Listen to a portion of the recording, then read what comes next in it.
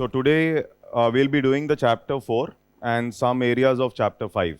So this is the topic monetary management and financial intermediation, a good year.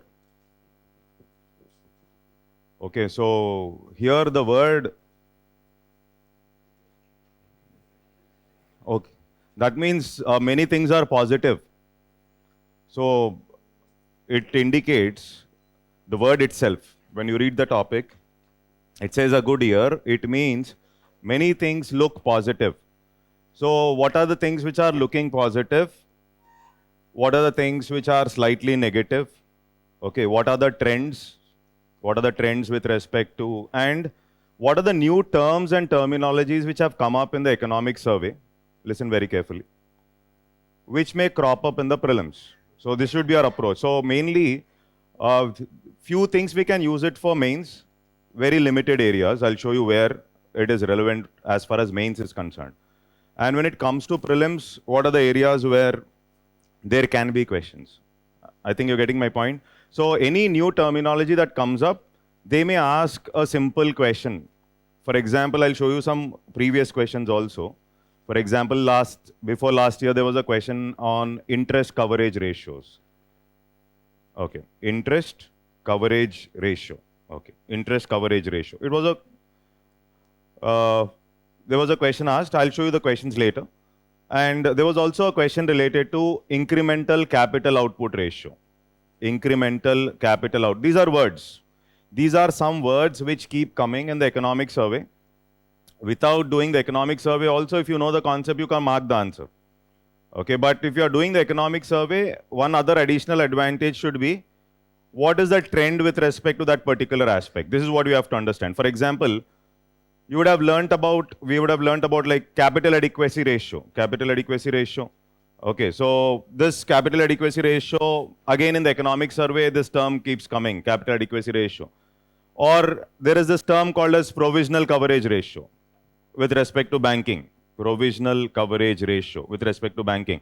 So here we will also find out like how it is doing. And one important observation is 90% if you don't know also, it should be positively doing. Therefore, I want to get my point. If you're guessing also something in the exam, you're guessing something in the exam you don't know, but 90% you should not be guessing when you're doing the economic survey. If not done the economic survey, probably you want to guess something. Then obviously since he's saying a good year, that means with respect to most of the aspects, India has improved or India is doing far better than many other countries, including the stock markets. When you see this particular topic in detail, including the stock markets, the whole globe was not doing well, India was doing well. When it comes to inflation, India is doing far better than many. So this is what is observation. So first thing is your observation. What are the things we have to observe? I'll just make a list. Is this clear? Okay. So first is, one is an aspect related to inflation. Of course, this is a separate topic we will do. The chapter 5 is this only. So how is India doing with respect to this? How is the globe doing with respect to this? And the economic survey, what it comments on this particular area called as inflation. Okay, so this is how you have to think about the prelim area. Okay, so that is one is inflation. Second important aspect is there was something like monetary tightening, which was done across the globe. Monetary tightening, which is done across the globe. Why it was done, etc. What is monetary tightening? That means there can be a question on monetary tightening. Which of the following indicate monetary tightening? And as part of monetary tightening, okay, so there is a word which comes up in the economic survey, which is something called as a standing deposit facility. Standing deposit facility. So that's a word. So that word can come up in the exam. What is the standing deposit facility? Or how is it little different from the reverse repo rates? I think you're getting my point, right? Okay, so this is standing deposit facility.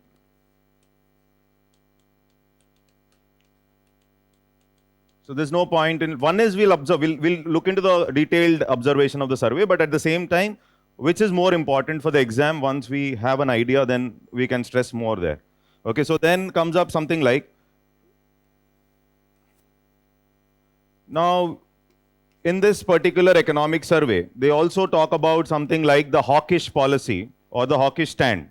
Okay, hawkish, this comes up. So this is again related to the monetary tightening. This is again related to what? Monetary tightening. Hawkish is basically, okay, you're very intelligent. So tell me, what is hawkish? Yeah.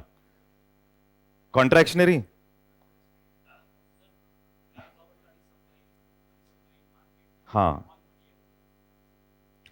Reducing the liquidity, listen very carefully, let me speak. Reducing the liquidity or provisioning of liquidity, though it may affect growth. Though it may affect growth. Are you able to get this? Provisioning of liquidity, though it may affect growth. This is what is hawkish. Are you able to get this? Okay. Now the question comes up, is India following a similar hawkish policy? Or is India a little different from the hawkish policy which is followed across the globe? How is India a little different from the hawkish policy which is followed across the globe? So here we talk about our stand. We in the RBI has clearly mentioned that we are going to remove something like slowly from accommodative to pulling back of accommodative stand. Okay, pulling back of accommodative stand. Pulling back of accommodative stand. You're slowly pulling back the accommodative stand. Heard of the word accommodative? So you're pulling back the accommodative stand, and at the same time, we will also keep growth in mind. We'll also keep growth in mind. Now, this is India's stand now. We'll also keep growth in mind. Accommodative, there is neutral, there is calibrated tightening. Heard of these words? Okay, so accommodative is easy money policy. Easy, cheap money policy. Or basically your complete focus is on growth, but it can lead to inflation, isn't it? Okay. Neutral, you'll take a stand based on the circumstance. You will either reduce the repo or you will increase the repo based on the circumstance. That is neutral. Okay. Calibrated tightening, the word tightening itself says you're tightening the policy. You're reducing the money supply. You're reducing the money supply. Are you able to get this? Okay. So hawkish is also kind of calibration only. Calibrated, you're reducing the money supply in the economy. But at the same time, when you're reducing the money supply, I'll you know that the growth may get affected, and still you're going ahead with something like the reduction of the liquidity. That is what is hawkish. But India is saying accommodative, moving from slowly pulling back the accommodative. Accommodative is what? Easy money. Pulling back, but at the same time, we will keep what in mind? Growth in mind. This is our stand. Are you able to get this? There's a slight difference. So growth in mind, though growth getting affected. Is that clear? Okay. So these are some words. Anyhow, we need to be a little fast here. So is this clear? Okay. So then moving forward, the whole globe was talking about like the banks are going down. Banking system. Okay.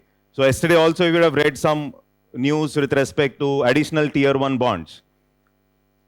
Okay, so there was this additional tier 1 bonds being written off, etc.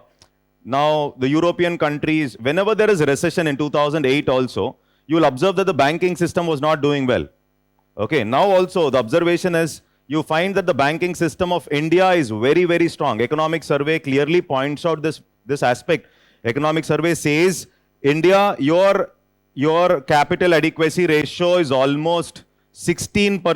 16%. Economic survey is saying capital adequacy ratio is 16, which talks about resilient banking, very strong banking fundamentals.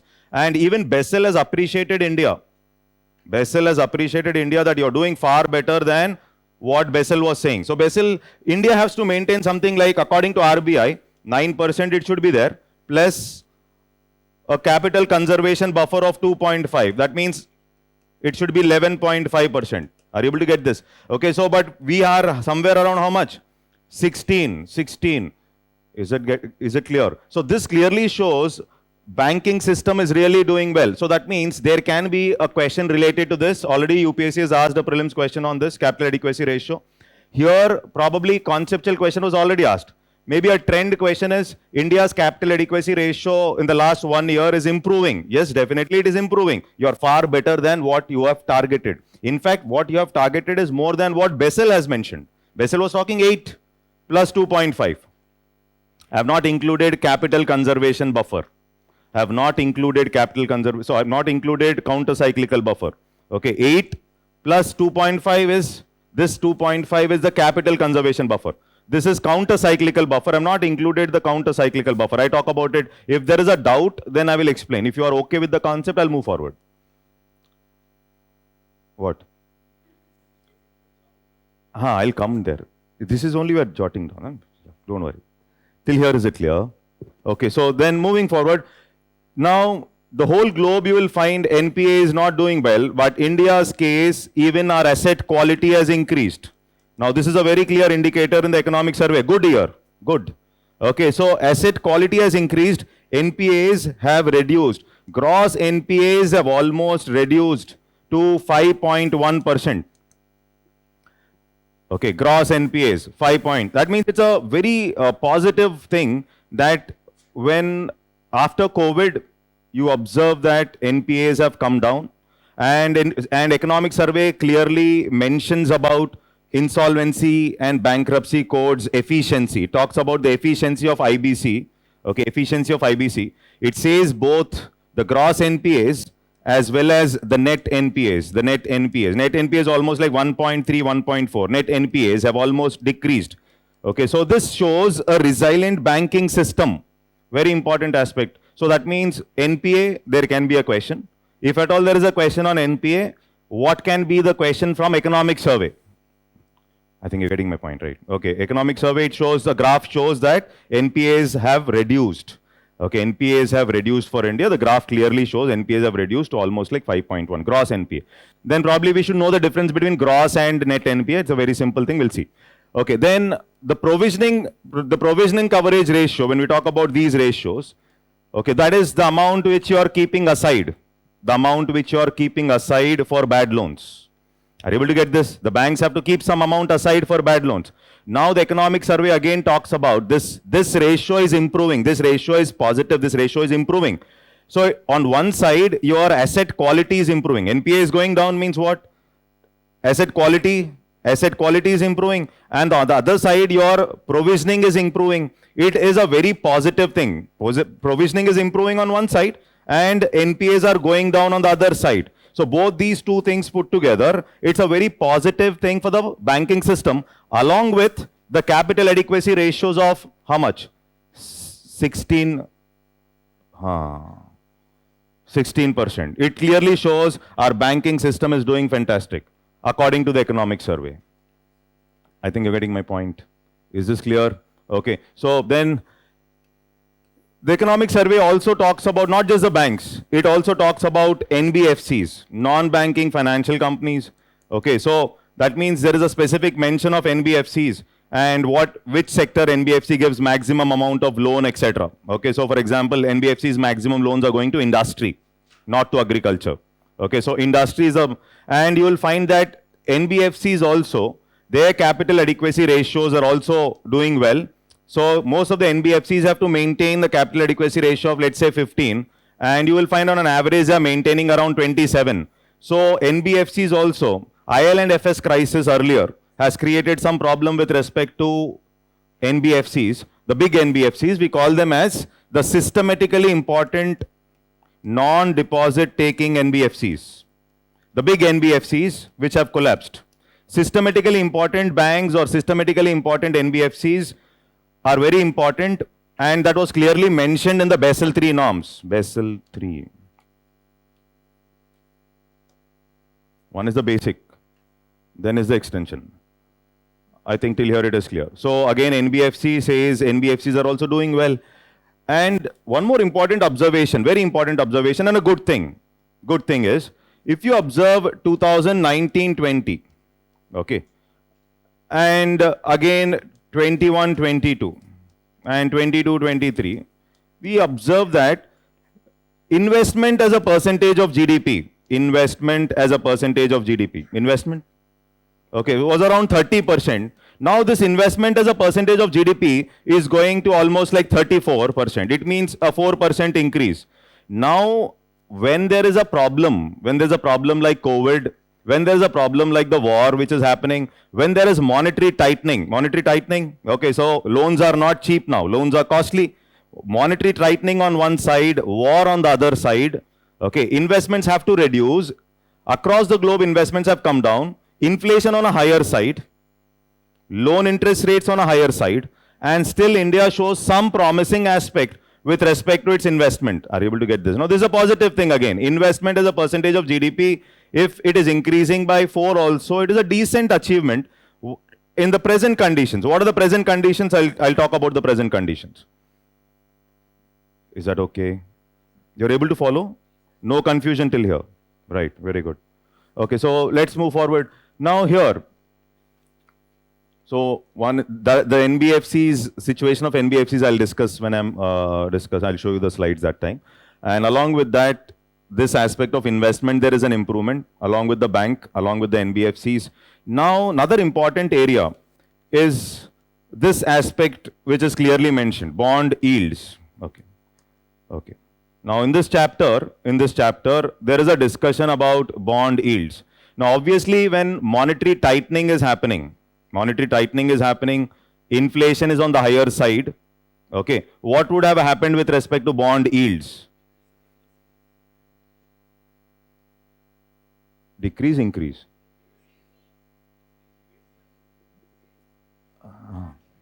Very, very difficult question. The question is, inflation is increasing. Monetary tightening. So, across the globe, monetary tightening, right? That means what would have happened to the interest rates in US? Increased. Okay. Interest rates in US have increased. So, what interest rate or the coupon rates basically when it comes to bonds? So, bond yields across the globe would have. Okay. No. I understood. Okay, I'll come to that. How will it fall? Now the question is, see, during COVID, what did governments do? Through their fiscal policy and monetary policy is they started pushing money. Yes or no? Okay, so that means easy money was available.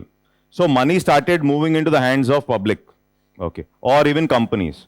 So companies will start buying what? Bonds or whatever it is. They have money, they can buy bonds. Okay, so that means demand for bonds during that point of time would have increased. Demand for bonds would have increased. That means demand for the bond is increasing, means what would have happened with respect to bond prices? Increase, no, demand, don't make a mistake here, no, demand is increasing means obviously the price of the bond would have increased. Now, after COVID is over, you felt that COVID is gone. Now you wanted to handle, now because of that excess liquidity you pushed in, now you also suffer with respect to inflation. So because inflation is there, not only India, across the globe, in US also it touched 9%, whatever it is. Now you want to pull back the money which you have injected. So now that is the reason you want to use SDFs, standing deposit facility, or whatever it is. Okay, so that time we have used long-term repo operations, targeted repo operations, all that to push liquidity. Now you want to pull it back, and therefore you decided that monetary tightening. Okay, so from last year, March 2022 to Feb 2023, the repo rates were almost increased from 4% to 6.5%. Okay, till Feb 2023, it is almost like 250 basis points.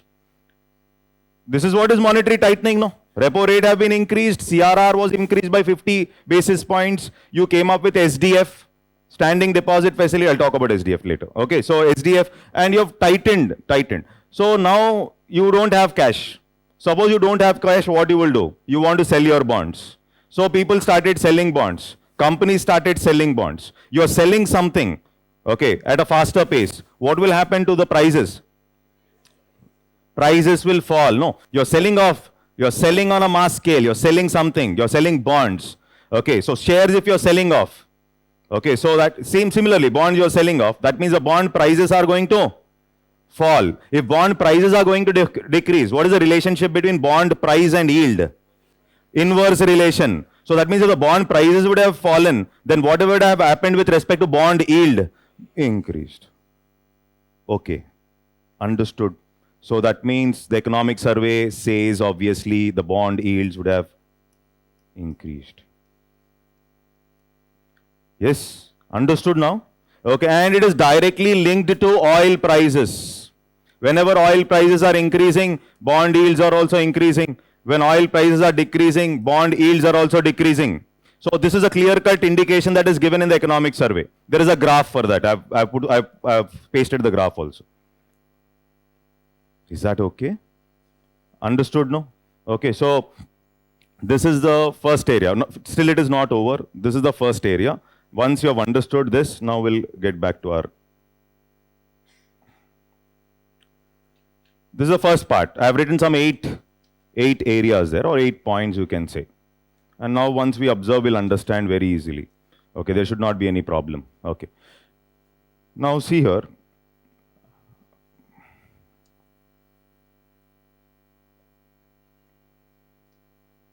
Okay, so the year 2022 marked the return of high inflation, especially in the advanced economies. Now one observation is, what is our inflation target? So our inflation target, we all know, CPI combined is how much? You have to maintain it between 4 plus or minus 2 consumer price index. Okay, so that means up till 6 is okay for us. Okay, so initially the inflation rates went up to more than 7.8. And I think currently if you observe it have come down to 6.4. And by December 2022, we have also reduced it to almost 5.4. Reduced it. Okay, so in comparison to developed world, okay, India was okay. For example, if India is having an inflation rate of 5% or 5.5%, it is okay for India. But the advanced economies, the economic survey says the advanced economies, if they have this rate of inflation, it is difficult for them to handle. Are you able to get this point? India is a growing economy. In a growing economy, 5 to 5.5% of inflation is pretty decent. But in an advanced economy, their inflation bearing capacity is not so high. This is what the economic survey says. And therefore, this 5.5% is decent for India. Or if India's inflation is around 7 also, it is as if like 1% more than our maximum bearing capacity. But advanced economies like US, they have touched inflation rates of 9%. 9%, if their bearing capacity is hardly 5, that means they are going to face bigger problems than India. So India is in a better position in comparison to the advanced world with respect to inflation. So one important macroeconomic indicator, that is inflation also, India is doing far better than many countries. And that is the reason investors may think India as a destination now. So when we talk about the gift city, okay, so when we talk about, suppose there are some foreign entities, or NRIs who want to come and invest also. It's a very good platform for them. They can come and invest. Now they will observe macroeconomic indicators in India. Macroeconomic indicators means what is the growth, what is the current account deficit. If suppose our current account deficit is 4%, etc. What is our inflation? Inflation, even during the pandemic, just after pandemic, if you see 7, 6.5, it is far better than many, if you make a comparison. Okay, so based on these factors, even FD is what? Fiscal deficit. Are you able to get this? Our fiscal deficit target in the budget? 5.9. Okay, so 9.2 during pandemic spending, 9.2, 5.2, 5.9 means a decent level of decrease which we can observe. So even the macroeconomic indicators like FD, okay, or current account deficit, including inflation, India is far better than many. Very positive. So I can take a stand that yes, invest in India. Yes or no? Yes. Okay, so I think it is clear. Now see, these developments led to an unprecedented, synchronous and sharp cycle of monetary tightening. So economic survey says all the countries together have increased their interest rates, or all the countries together have gone ahead with monetary tightening. All the countries together across the globe have increased their interest rates or reduced the money supply. This is what they have done. Okay. The RBI initiated its monetary tightening cycle, thereby moderating surplus liquidity in the market. Which was reflected in the lower growth of monetary aggregates. Okay, so monetary tightening will definitely should have a negative impact on money supply. Monetary tightening should have a negative impact on money supply. Are you able to get this? Okay, or monetary tightening should have a negative impact on these monetary aggregates like M1, M2, M3, M4. Are you able to get this? Okay, so if there is a problem, I will explain the concept. If you know the concept, we'll move forward. That's how we'll do. Okay, so monetary aggregates, basically we talk about these monetary aggregates like M1, M2, M3, M4. They should get affected, obviously. Okay, or the broad money also should have got affected. The growth rate should have got affected because of monetary tightening that was done by RBI. This is what is the meaning there. Okay, so that means if RBI is increasing the CRR or the cash reserve ratios, RBI has increased it by 50 basis points. These reserve ratios, or we call them as the legal reserve ratios, LRR, legal reserve ratios. Okay, so if you increase these legal reserve ratios, it should have a negative effect on the money multiplier. It should have a negative effect on money multiplier. Are you able to get this? Okay, so why? It reduces banks' lending capacity, or money multiplier is nothing but 1 divided by the legal reserve ratios. 1 divided by the legal reserve ratio. Is that clear? Okay, so that means a bank using a limited amount of deposits can create huge amount of money. Okay, so through this multiplication effect, for example, suppose the initial deposit that has entered the bank is 1,000, and let's say the legal reserve ratio is around 20%. That is both SLR, CRR put together. It means something like 200 rupees is going into the reserve. I think you're getting my point, right? 200 rupees is going into the reserve. Okay, so the loan availability will be how much here in this case? 800. Now again, this 800 will enter the banking system only. Okay, loan is also, it is entering into the banking system. From this 800, around 160 only, no? Yeah, 160 is going into the reserve. So around 640 is going to come into the loan format. Now this 640 is entering into the banking system in the form of deposit. So Here 20% means around 128 will get into the reserve. Now this cycle keeps on continuing till this 1000 rupees completely goes into the reserve. Are you able to get this? If this 1000 has to go into the reserve, that means here if you observe, this is 5000. If this is 5000, then 20% of 5000 is how much? 1000. So loan would be how much? 4000. So the cycle stops here. So that means with this 1000 rupees, the multiplier effect is how many times? 5 times. Multiplier effect is how many times? 5 times. Now currently also, remember the economic survey says, your multiplier effect remains almost unchanged. Multiplier effect remains unchanged around 5.1, 5.2. Are you able to get this? This is what economic survey says. So this is if you're saying multiplier effect has reduced, no, multiplier effect remained almost constant around 5.1, 5.2. So are you able to get this? So if this becomes, instead of 20, if I make it 25, then 1 by 25%. So that means instead of 5,000, it will become only 4,000. Are you able to get this? No, yes, what? We have to be fast. This is not a basics class, no. Okay, so 1 by LRR means 1 by 20. Here I did 1 by 25. 1 by 25 is 4. 4 times. 4 into 1000, 4000. Is that okay? Okay, so what economic survey says is the multiplier, whether it is 1 by LRR or M3 by M0. M3 by M0 is how money multiplier effect is measured, and this money multiplier effect remains almost unchanged. This is what is the survey saying, unchanged. So one is you should know what is the money multiplier effect. If there is a doubt on these aggregates, I will discuss after some time. Okay, if there is no doubt, we'll move forward. Chalo. Is that clear?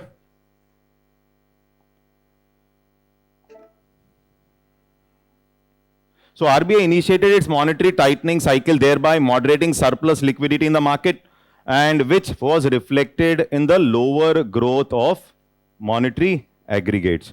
Monetary aggregates are the measures of money supply. So in the slide, what I did is, after the area is over, that particular word I have explained so that you'll read for your reference.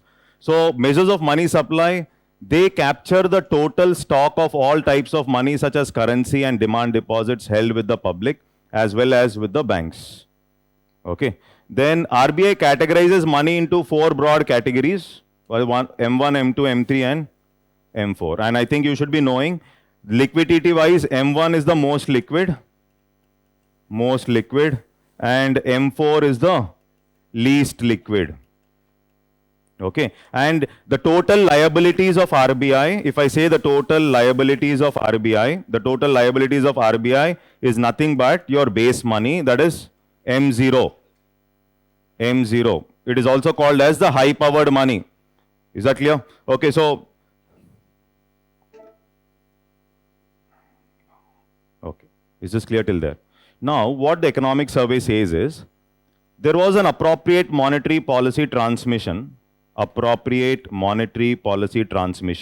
that is clearly visible in the economic survey. That is, in the last year, monetary policy transmission was appropriate in terms of increase in both lending as well as deposit rates. In terms of increase in both lending and deposit rates. Lending as well as deposit rates. That means from March till Feb, March 2022 till Feb 2023, okay, so repo rates were increased from 4 to 6.5%, which is almost like 250 basis points. Almost like 250 basis points. Okay, so obviously interest rates have to increase. So lending interest rates as well as deposit interest rates both have increased. It is talking about, it indicates something like monetary policy transmission. What is monetary policy transmission? The monetary policy is getting transmitted into bank's policy. As simple as that. Monetary policy of the bank, monetary policy of RBI is getting transmitted into bank's interest rate policy. Okay, so earlier, for ensuring monetary policy transmission, if you remember, benchmark prime lending rates were replaced, and they came up with the concept of base rate in 2010, and from there they have come up with something like the MCLR, marginal cost of fund lending rate in 2016. And after 2018, they have come up with something called as the external benchmarking. Now, currently, you are linking it with the repo rates. Okay, so what economic survey says is, the whole target of RBI is basically with respect to the weighted average call rates. Now, this is a word. Weighted average call rates should be in line with the repo. Weighted average call rate should be in line with the repo. Now, this is some word. So, my operational target of RBI will be the WACR. This is a graph which talks about this, WACR, weighted average call rate. So, first of all, call rate, what is a call rate? Interbank borrowing. It is a short-term, one-day. Monetary, it is something like a part of a money market instrument. Money market instrument. Okay. Now, the whole logic is this weighted average call rate should be very close to repo. Very close to repo.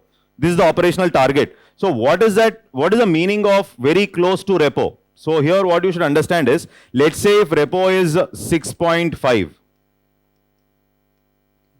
Is that clear? Repo is 6.5. Weighted average call rate is something like 6.75. It is above repo. Above repo. Okay. That means it is above repo, means now RBI will follow liquidity infusion. Are you able to get my point now? Now, this is something like, listen very carefully. Now, the weighted average call rates are above the repo rate. Okay, so it means you want to bring it very close to repo. Now, let's say it is, let's say 7, little away from the repo. They're borrowing it at 7. Now, you want to bring it very close to repo. Means if this, you have to inject more liquidity. You have to inject more liquidity so that this rate will be aligned with repo. Inject liquidity. So, that means RBI will decide, we will follow a policy where we will try to infuse liquidity into the economy. Or, for example, if this weighted average call rate is, let's say, 5%, less than the repo. It is less than the repo. Okay, now the logic is you have to increase this rate. You have to increase this weighted average call rate, means RBI will decide to reduce liquidity in the economy. Reduce liquidity, money supply should reduce. Money supply should not be easily available so that this rate will increase. Bouncer? No? Okay, you've understood. So, this is the operational target. This is the operational target which RBI was keeping. Okay, what is the operational target which RBI was keeping from last year, last 1.5 years is this weighted average call rate. They want to align it with the repo rate. So, that means if it goes above the repo, they will decide, let me inject liquidity so that that rate will come in line with the repo. If it is below repo, it is very low, remove the liquidity from the banking system so that it will move very close to the repo. Is that okay? Okay. So,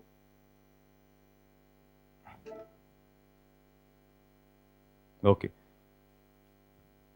Now see here, monetary transmission refers to this is okay, this is clear. Now global monetary tightening has contributed to dampen global output. Domestic appetite for credit has been on an upswing. This is a very important aspect. What is an important aspect as far as India is concerned? In India, we observe that though in the other countries, because of monetary tightening, their output has reduced.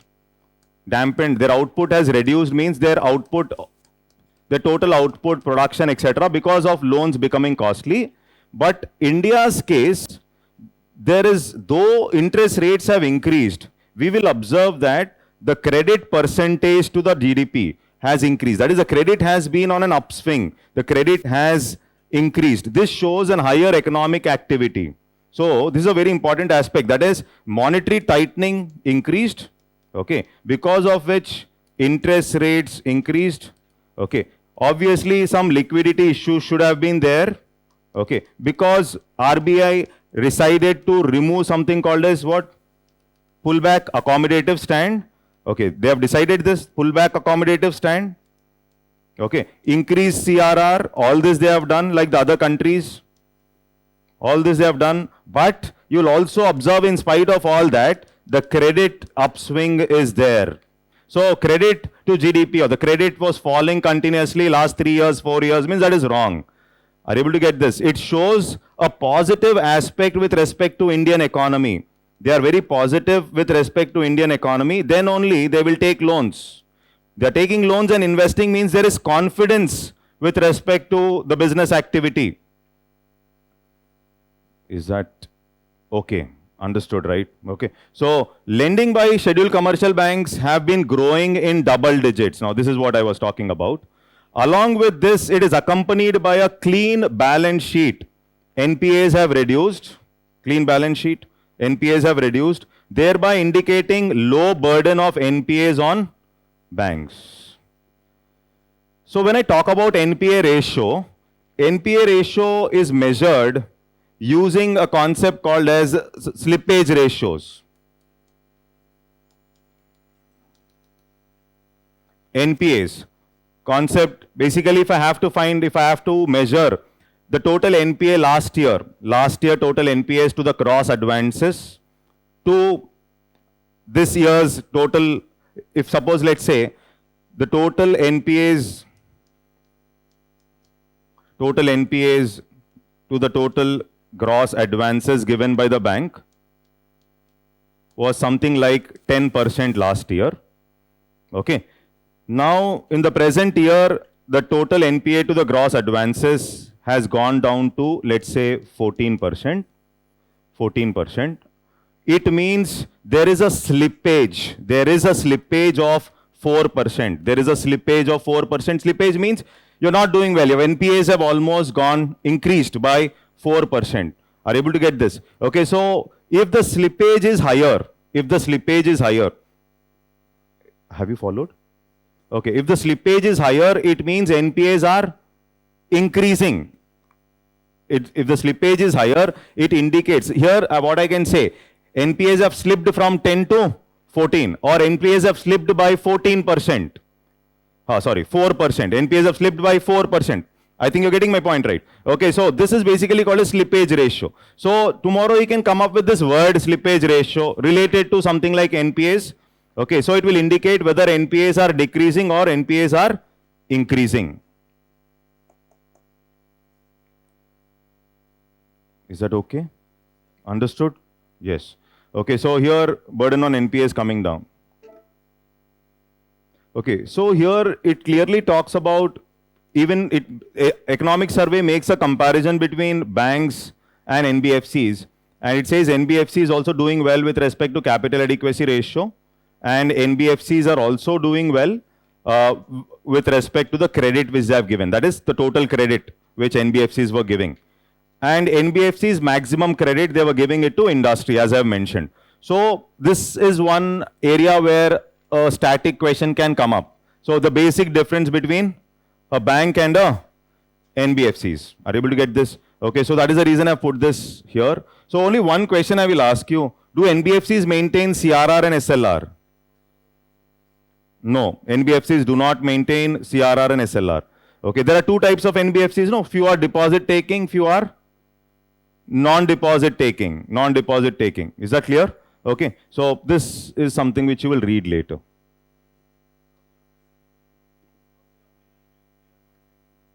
Obviously, NBA's major source of finance is by issuing bonds. They can issue bonds and raise money from the market. Okay, so that is one of the major sources. They issue bonds and raise money, or they can borrow from banks as well. I'll talk about it again when I'm coming to NBFC. Okay, now see here. Gross NPA of scheduled commercial bank has fallen to a 7-year low. Observation made, 7-year low of 5%.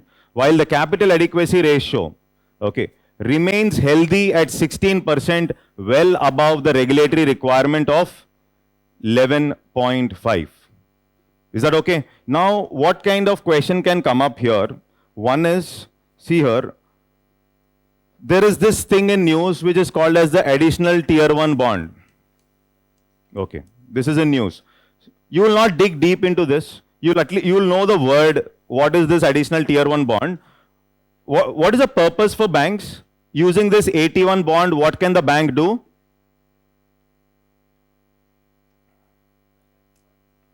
Collect funds for what?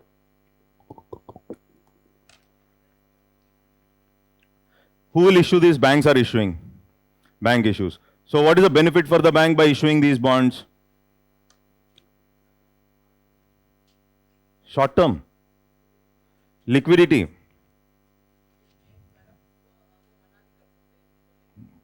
तो bank के लिए फायदा है. अच्छा. Okay.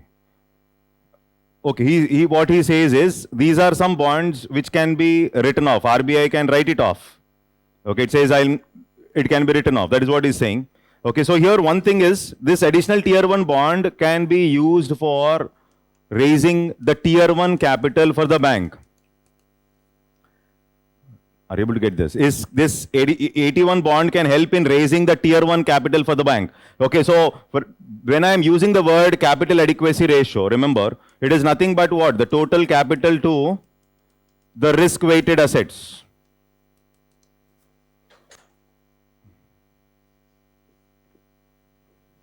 You okay? Yes.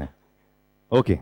So it is total capital to the risk weighted assets. So total capital here is obviously one is the tier 1 plus another one is the tier 2 capital to the risk weighted assets. And this has to be 8% according to the Basel norms. Okay. And this has to be 9% according to RBI. Okay. Now, what is the understanding here? Now this has to be not only maintained by banks, but also NBFCs also have to maintain some other ratio similar to this at a rate of 15%. Now, this tier 1 capital, if it is coming down, tier 1 capital, it is coming down. There are conditions, obviously there are some conditions in the Basel norms that at least 6% should be tier 1 capital. And overall, if you include other entities also, like the capital conservation buffer or counter-cyclical buffer, tier 1 at least you should have 10.5. Okay, but according to Basel, it is how much you have to maintain? 6 tier 1 capital. These conditions are mentioned in the Basel 3. These conditions are mentioned in which guidelines? Basel 3 guidelines. So obviously, when the banks do not have enough capital, what are the ways to infuse capital? Okay, what are the ways? One is through government's budget, government can pump capital. Okay. Or there are methods like the recapitalization bonds. Recapitalization bonds. Earlier they used to issue these. Okay, so this recapitalization bonds were issued so that the tier 1 capital can increase or the overall capital can increase. Okay, so recapitalization means suppose government is there, bank is there. Okay, so government is issuing some bonds, banks are buying these bonds. Okay, and with the same money, suppose government is buying some equity. With the same money, if government is buying some equity in the bank, are you able to follow? Okay, so you are buying equity and government is the owner or government is holding some equity. Tier 1 major entity is common equity capital. Common equity capital. Common equity capital is one of the major entity. Common equity, basically equity capital. Equity capital, the retained earnings, all this is good capital which is part of the tier 1. Okay, common equity capital. Okay. Now, if you want to raise this tier 1 capital, banks can also issue something like these bonds called AT1 bonds. One more aspect is they can also issue AT1 bonds and raise this capital. Capital is not deposits, it's bank's money. So this tier 1 capital will have equity. Okay, so it has equity. Okay, it has the retained earnings, the profits, which are visible on the balance sheet. These should be visible on the balance sheet. Okay, and these tier 2 capital has preferential shares and subordinate debt, etc. This is not so good capital. That is what you will remember. Not so good. This is good capital. So this common equity capital is a major chunk. Equity, I mentioned equity. And along with that, you can also have these additional tier 1, etc. So when banks want to raise, when their banks are short on capital, they can raise the capital through 81, and you can also be in line with the Basel guidelines, the Basel III guidelines, the foreign bank. But these additional tier 1 bonds are risky. They are risky. So in link with that, they can ask, because it is in news, so it is linked to that. It is linked to the capital adequacy. India doesn't have any problem. Our capital adequacy ratios are fantastic, 16%, etc. Okay, so risky, these 81 bonds are quite risky, highly risky they are. Okay, so along with the risk, why they are risky? One is, suppose these are mainly for the institutions. Institutions buy, not the retail people like us. The values are more. Earlier, the Yes Bank head, there was some problems with Yes Bank. Okay, so they were trying to sell these 81 bonds also, saying that they are something like the superior FD. Superior FD. FD is what? Fixed deposit. Superior FD. And they wanted to sell it to the retail customers. Retail customers means people like us who do not have knowledge, and you will not even tell them properly that this is a risky venture, risky bond. Okay, you're not giving him all the details and you're selling. That's something where the court had to interfere. Are able to get this? So in that context also, this 81 bond was in news. Yesterday also it was in news. So they can ask. So here 81 bonds are risky. One more thing is, these bonds do not have a prescribed maturity period. No prescribed maturity period.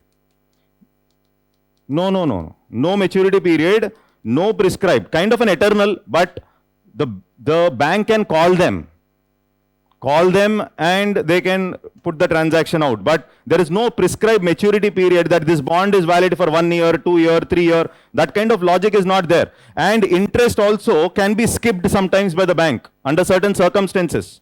Under certain circumstances, interest which the bank is giving, that can also be skipped. Are you able to get this? Interest which the banks are giving can be skipped. Suppose banks feel that their capital is not there, there are some problems, so that interest which they are paying can be skipped for 1 or 2 years. Okay, so like this, there is a risk associated, and it is not for everybody, mainly for the institutional buyers. Okay, and that risk has to be mentioned. So here, what you should understand is, this is one area which you should understand. Common equity capital, tier 1, tier 2, and Basel III says, in addition to that, RBI was saying 9%, okay, 9%, plus another 2.5%, come up with 11. This 2.5 is what? This is an additional buffer, capital conservation buffer, additional buffer, okay. Along with that, come up with counter-cyclical buffer. Along with that, come up with counter-cyclical buffer. This is another 2.5. Okay, that means according to RBI, 9 plus 2.5, 11.5. This is a standard one they use. This is not counted as a standard. Okay, so if I have to add both, it will be how much? 14. 9 plus 5. Huh? Okay, RBI guidelines. RBI guidelines, it should be 14. But they are saying 11.5. That means they have not included this buffer. Economic survey is talking about 11.5 means they have not included this buffer, that is the counter-cyclical buffer, because this is not constant. Why they have not included this counter-cyclical buffer? Because it is not constant. There is a variation in this. It varies from 0 to 2.5. It can vary. It's a variation. It is not fixed at 2.5. It's a variable concept. You can maintain it at 0 or you can maintain it at a rate of 2.5. This is basically to, if the banks, you're trying to make the banks to lend less at this point. So what is this counter-cyclical? Counter-cyclical is basically you're asking banks to maintain higher capital when the economy is good. You're asking banks to maintain higher capital when the economy is good, so that this capital can be leveraged or used by the banks. When the economy is bad, it can give better loans. So you're demotivating banks from lending during the good period, asking them to maintain more capital during good period, which will help them to lend during the bad situation. So it can vary from 0 to 2.5. And that is the reason economic survey is only talking about 9 plus 2.5, that is 11.5. And with respect to this 11.5, we have something how much? 16. Is that okay? Understood.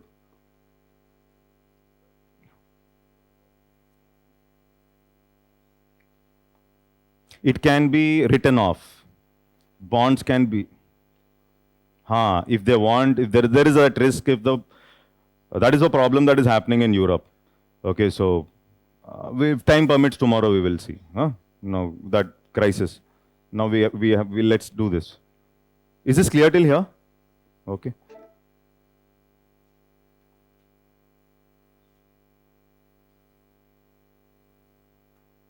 Okay, now see here.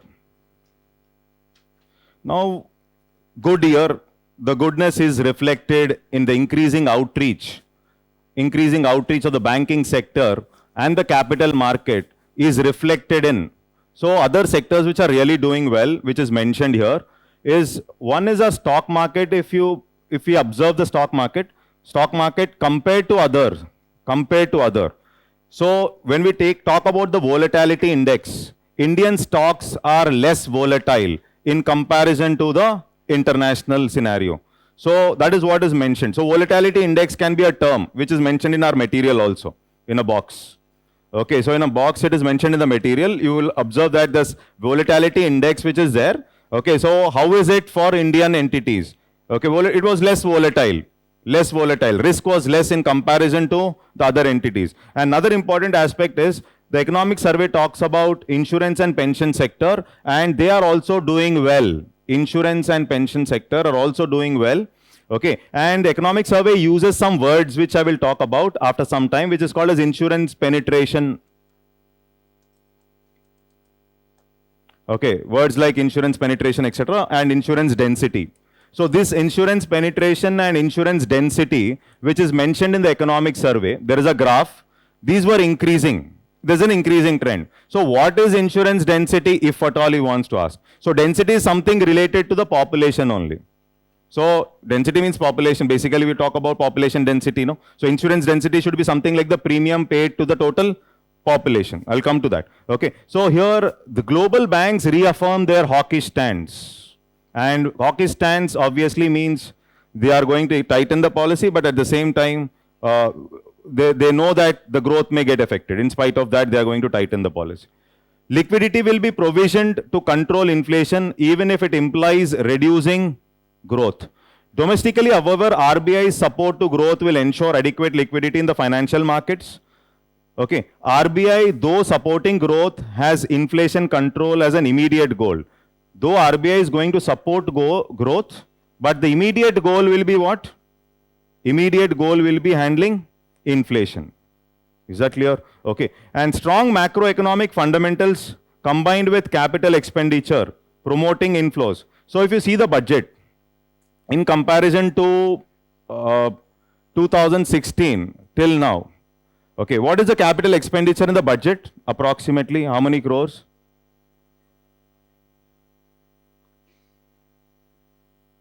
Somebody said something. Capital expenditure from 2016 till now, it has increased by almost 4 times. Increased by 4 times. In the budget, there's a graph also which says 4x. Increased by 4 times. And capital expenditure, if you see, around 10,000 crores. Okay, so government is very particular with respect to spending money on capital expenditure. Okay, realizing the objectives of Amrit Kal mentioned in the budget laid down a plan for next 25 years, refers to the same period as Amrit Kal. Okay, so here talking about the capital expenditure, the budget is very much keen on that. Till here, I think things are clear. You've got a brief understanding of the topic. Okay, now moving forward. The topic goes like this. There are some monetary developments which are mentioned. Okay, so in this monetary development, obviously why inflation has increased. This is what the aspect talks about. Okay, so why inflation has increased, or why there is a problem, why the countries have gone ahead with monetary tightening, or why is that countries like India, we have come up with this aspect called as what? Standing deposit facility, etc. So one observation is, one big challenge is COVID pandemic uncertainty. Okay, so because of COVID uncertainty, investments investments drop, not only in India, but across the globe. Okay, along with that, if we talk about the war means these countries are gone. Okay, so they will not invest. They will not invest. Are you able to get this? Okay, so they will not invest in India also, obviously. So invest in India. So that means our investments will get affected. They'll take a beating. Okay, and supply chain disruptions, oil prices increased.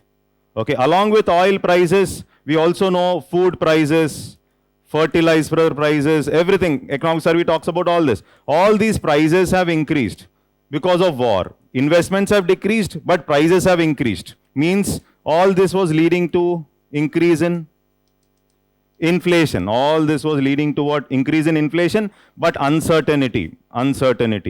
Okay. So supply chain disruptions. So supply chain disruptions will increase headline inflation or core inflation. I think you got my question. Supply chain disruptions will increase headline or core? Headline. Why headline? Because core is basically demand related inflation. Okay. Headline includes the volatile aspects like food, etc., fuel, etc. And supply chain disruptions will have a major impact on that. Okay, and supply chain disruptions can have a bigger impact on our CPI combined because around 45% of the weightage in this CPI combined is given to food. Are you able to get my point? Okay, so this was one reason why, okay, this was increasing our headline inflation and investments going down, uncertainty, etc.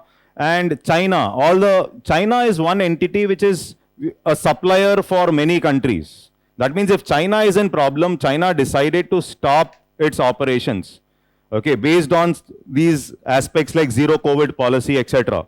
And almost all the countries are dependent on China. Automatically, it will have a wider impact not only on inflation of the countries, but also on growth. Is this clear? Understood? Okay. Okay. Now, MPC hiked its rates by 250 basis points. And then introduction of standing deposit facility, which replaced the reverse repo rate as the new floor rate of liquidity adjustment facility. Now this is the area. So I'll ask you, what is this standing deposit facility? Okay. It is above the reverse repo or it is below the reverse repo?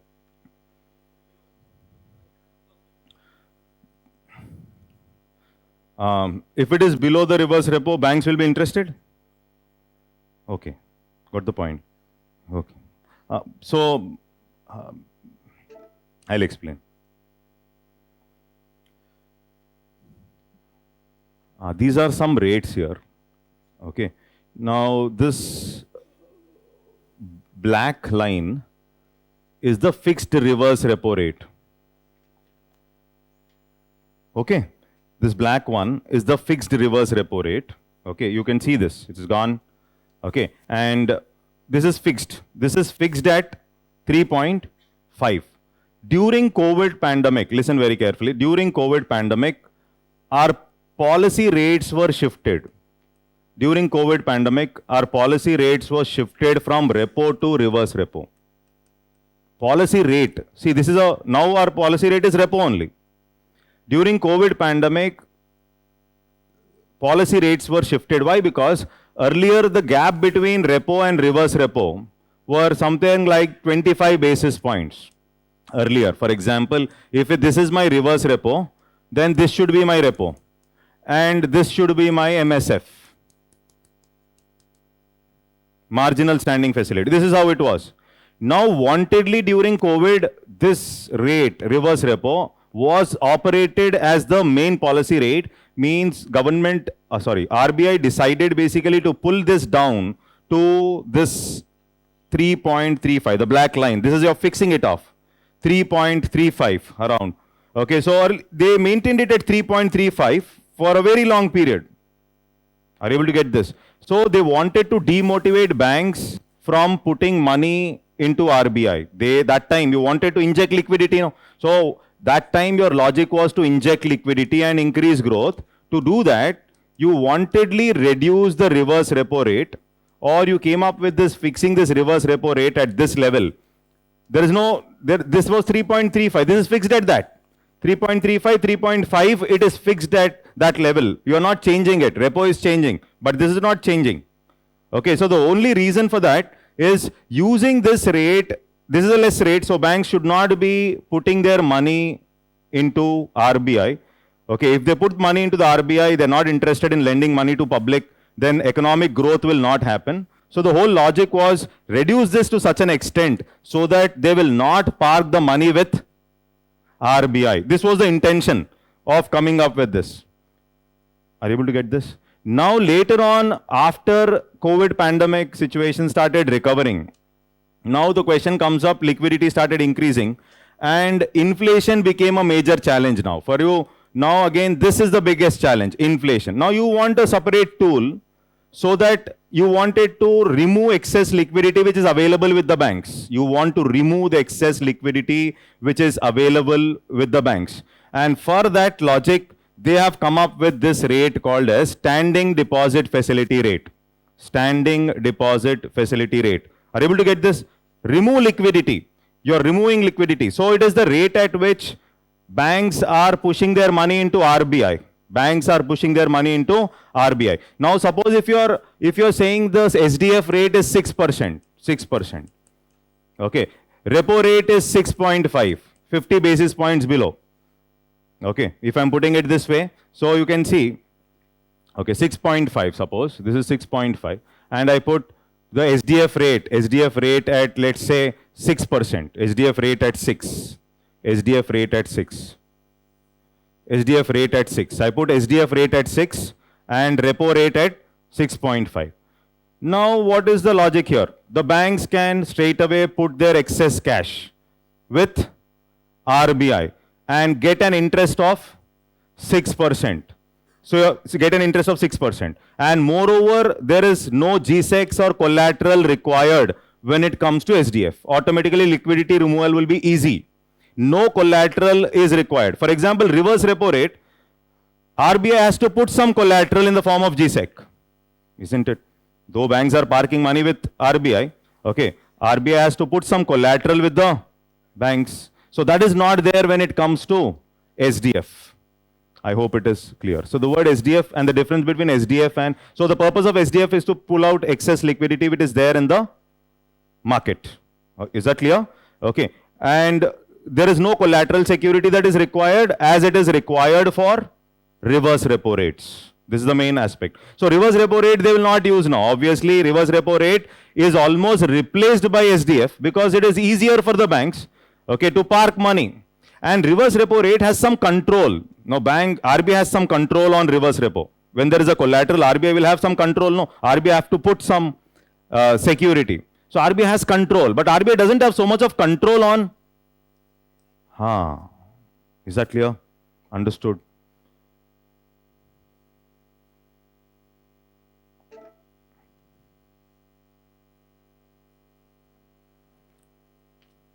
Okay.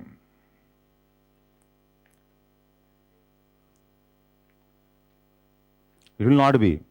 Generally, is reverse repo rate anytime more than the repo? No. Okay, so no.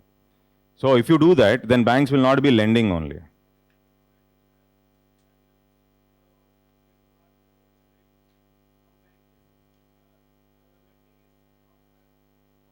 It will be less. If repo rate is higher, okay, banks lending to public will automatically decrease, no? Okay. So here, this is nothing but what I've explained. Then you go through, it is very simple. Okay, so without collateral, Monetary Policy Committee indicates a stand shift from accommodative to accommodative and focused on withdrawal of accommodation while supporting growth. What I have mentioned. Reserve money increased by 10.3. Reserve money. Reserve money includes currency in circulation, plus banks deposits with RBI plus other deposits with RBI. Okay.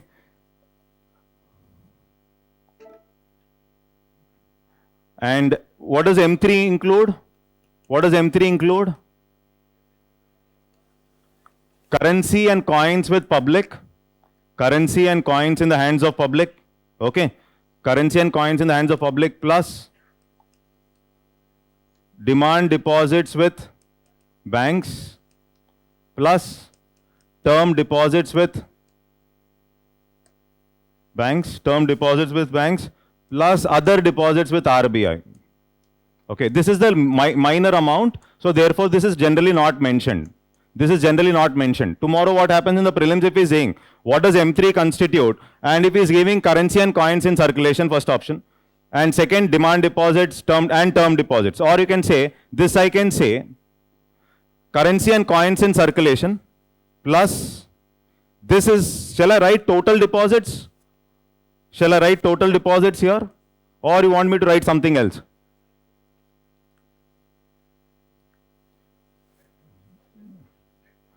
This is NDTL, net demand and time deposits. It is net demand and time deposits, plus then you will have something like the other deposits with RBI. Are you able to get this? No. So why? Because banks deposits in the bank. Banks deposits in the bank are not part of money supply. It is only public's money. So this is, what is this NDTL now? This is basically what you should understand is tomorrow if he is giving banks deposits if he is giving in the options of M3, that is wrong. Why that is wrong? Because banks deposits should be deducted for getting NDTL. So that means it is something like the total deposits in the bank, demand plus both, demand plus time, both are there. Okay, minus banks deposits. Banks deposits should not be there. Banks deposits should not be there. Banks deposits in the bank should not be there because banks are money creators. That will not be part of money supply. So this should not be there. And that is what is this NDTL. So banks deposits should not be there because if it is there, it is not going to be part of our M3. Okay, so that is the reason it's not total. In fact, it's like NDTL plus the other deposits. Is that clear? Okay, so economic survey says money multiplier M3 by the M0 is almost stable. This is what the economic survey says. The money multiplier explains how an increase in the monetary base causes a money supply to increase by a multiplied effect. It is defined as the ratio of broad money over the reserve money, and this is almost stable according to economic survey. M3 by M0 is stable. Okay, so is this clear? Understood, I believe. No post office here. Okay. Now liquidity conditions. Okay, so the next area in the chapter is about the liquidity conditions. Now you know about most of the things, you have an idea now. Now see here, the liquidity conditions, liquidity was surplus post-COVID due to conventional methods. Post-COVID, they've started pushing money through different means. Emergency credit line scheme. So there RBI is giving easy credit to MSMEs. Easy credit. So credit supply was increasing to industries, etc. And long-term repo operations, long-term loans given by RBI at repo rates. Okay, or targeted repo, where banks have to push their money into certain targeted instruments like commercial paper, etc. Okay, you're taking loan from RBI, but that money has to be invested into certain targeted instruments. That means yields of these instruments would have increased. Are you able to get this now? They are spending, they are buying. Okay, commercial. So this is something targeted repo adopted by RBI, which was moderated by adopting the tightened. All this you did to inject liquidity, and then you decided inflation is increasing globally. Let me remove liquidity, and therefore you decided to come up with a tightened monetary policy. Is that okay? Now, response. Withdrawal of surplus liquidity pushed the weighted average call rate, the operating target of monetary policy. So I've written here, the operating target of monetary policy is this weighted average call rate has come very close to the repo rate on an average basis. Are you able to get this? That is what is the weighted, that is the operational. Last year they have put this target like, okay, 6-7 months back, that the weighted average call rate would be something like the operational target of monetary policy. Okay, that means if this rate is very close to repo, you have reached the target. Very close to repo, you have reached the target. Okay. Now MSF rate was obviously above policy rate by 25 basis points. This is what they did. This is the response. Means to monetary tightening. For monetary tightening, what did they do? And hike in CRR, 50 basis points. And treasury bills, 3-month certificate of deposit, commercial papers gradually firmed up in line with increase in repo. Okay, their yields also increased along with increase in repo. We know about treasury bills. Steady increase in the interest rates on all financial assets is reflected in the tightened monetary conditions. Interest rates on all financial instruments have increased because of the tightened monetary conditions. This is what is that. So to do this, this is all these things they have done. Is this clear? Yes.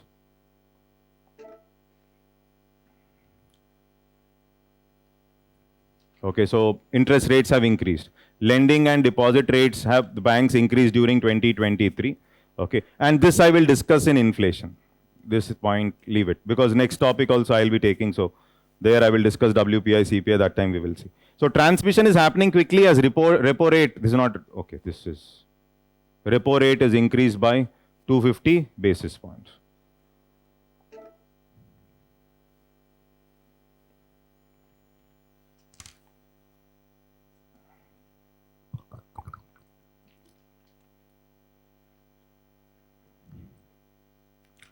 Okay, now see here.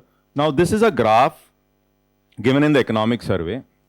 Now the question comes up, federal tightening. So I'll ask you some questions. Now everything is interlinked here. Okay, so here,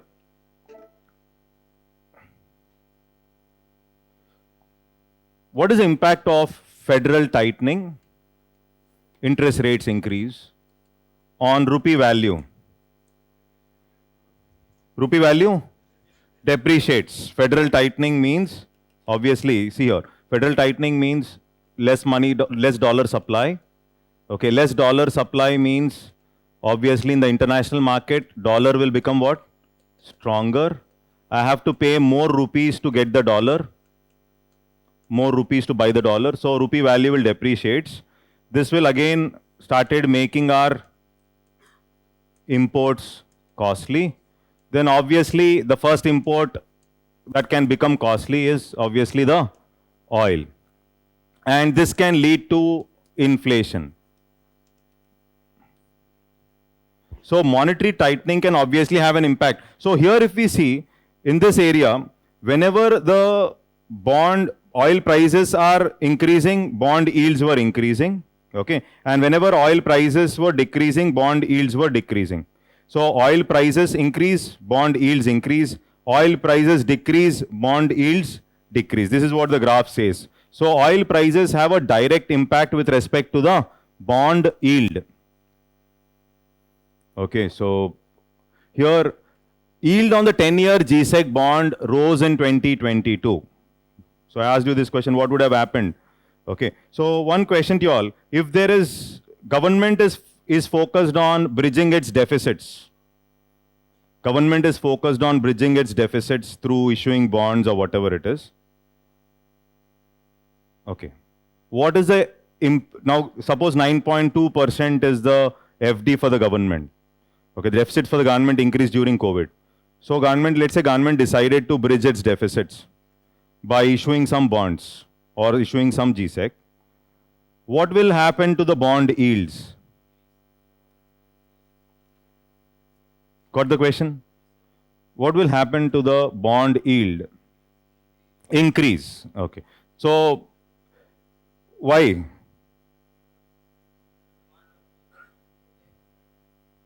Wow. Because one is, it can lead to increase in inflation. And inflation will have a negative impact on bond yields. Okay. So here one more point which you will remember is, in US, there is a clear depiction of,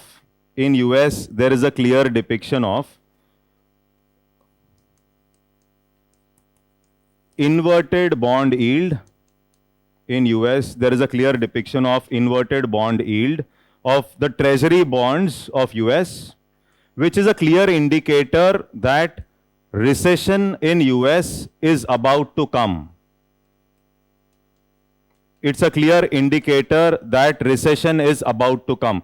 So during the pandemic period, one is bond yields have increased. No doubt about it. Okay. Now, inverted bond yield with respect to the treasury bills or the treasury bonds of US, this is a clear indicator that there will be a recession which is about to come. Okay, so this is one fact which you'll remember, which is a recent scenario which they have seen. And this can be asked in the exam instead of asking directly about bond yield, because last year already bond yield was asked. What are the factors that will affect bond yield? Federal bank policy, inflation, okay, currency value. Like this, there was already a prelims question asked. Okay, so now if I'm taking something like the maturity period of the bond on x-axis, the number of years, okay, and if I'm taking the bond yield on y-axis, okay, obviously you should be knowing that the graph, a normal graph should be going in this fashion. A normal graph, that means long-term bonds should pay me higher interest. So when I am referring to this yield is nothing but the coupon to the current price of the bond. The coupon to the current price of the bond. That is what is yield. Suppose a bond is 100 rupees. The offer they are doing on the bond, they are paying you something like 5 rupees on the bond. This 5 rupees is nothing but the coupon offered on the bond. This is nothing but the coupon offered on the bond. So my yield is nothing but this 5 out of 100. This is the coupon divided by the price of the bond, current price of the bond. Suppose if this bond is sold to somebody at 90, then my yield becomes coupon divided by the 90 rupees. Are you able to get this? Okay, so this is what you should understand. So here price is reduced, so yield is going to increase. That is how you say bond prices are basically, bond price will be inversely related to what? Bond yield. Is that okay? Okay, now taking that into consideration, the expectation is when I am holding the bond for a long-term period, I should also get higher yields. This is called as a normal yield curve. Normal. Normal means long-term bonds are paying me higher yields. That is normal. Okay, so this normal slowly can turn out to become flat. Flat. Okay, so there can be something like steep bond yields also. Steep is something like suddenly yields have increased. Suddenly yields have increased. This is steep. So after COVID, okay, oil prices are increasing, etc. Suddenly bond prices are increasing means, bond yields are increasing means there will be a steep shift. Steep. Yields suddenly increased. Are you able to get this? Now flat is something like the bond yields have stabilized. Okay, and from here, the graph changes like this. From here, from this point, now this is the line, then it moves downward, so my graph becomes like this now. This is what is the inverted yield. This is what is the inverted bond yield. I think you're getting my point. Invert, reverse. Inverted means here long-term bond is paying you more or less. Long-term bonds, reverse it is. Long-term bonds are paying you less yield. Long-term bonds are paying less yield. Are you able to follow? Okay, so in this case, this reverse inverted graph, you'll understand that the long-term bonds are paying you less yield. So, if there is a recession that is about to come, negative growth rate, more than 2 quarters, economy not doing well, people will invest in short-term instruments or they will be more keen on putting money into long-term instruments. Okay. No. Already, there are only 2 options basically. Okay, short is there, then long is there. Short term, long. Here the question is, if there is a recession, which you know that recession is about to come, very near. Okay, so the risk will be higher in the short term. Are you able to get my point? No. So risk will be higher in the short term. No, so you know that another 3 months, suppose recession is about to come, another 4 months recession is about to come. So why to put money into short term? Let me put in something which is far away, 2 years, 3 years instruments, 4-year instruments. Why should I put my money into short term? Are you able to get my point? Okay, so if I'm putting my money into buying long-term bonds, people are decided to put their money buying long-term bonds, means what will happen to the price of these long-term bonds? Price of the long-term bond should increase. No, demand for these long-term instruments will increase. Because short-term there is recession, there is risk. So better I buy long-term. So if you're buying long-term means risk, that means the demand for these long-term instruments is going to increase. Are you able to follow? So if demand for long-term instruments is increasing, then what should happen to the price? Price of the long-term instrument should increase. No, price of the long-term instrument should increase. That means what should happen to the yield of long-term instruments? Decrease. Yield of long-term instruments should decrease. Reverse. Reverse, no. Here, long-term bonds, yields have come down. Are you able to get this? Yields have come down. Long-term bonds, reverse.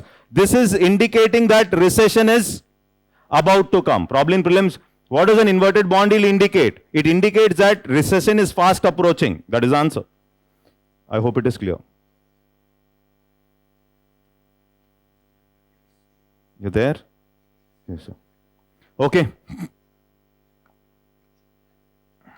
Yes. Okay. Now see here. This is easy. Developments in the GSEC market. Now why there was this rise, we observed this jump, 2022.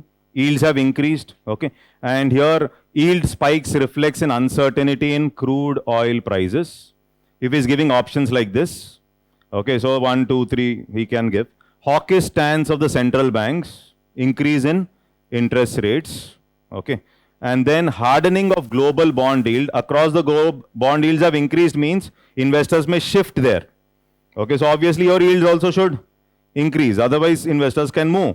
Okay, and pressure on the rupee. Rupee value depreciation. So these are something like which is clearly mentioned. All these points are mentioned in the economic survey, and they can ask it as in the form of options 1, 2, 3, 4.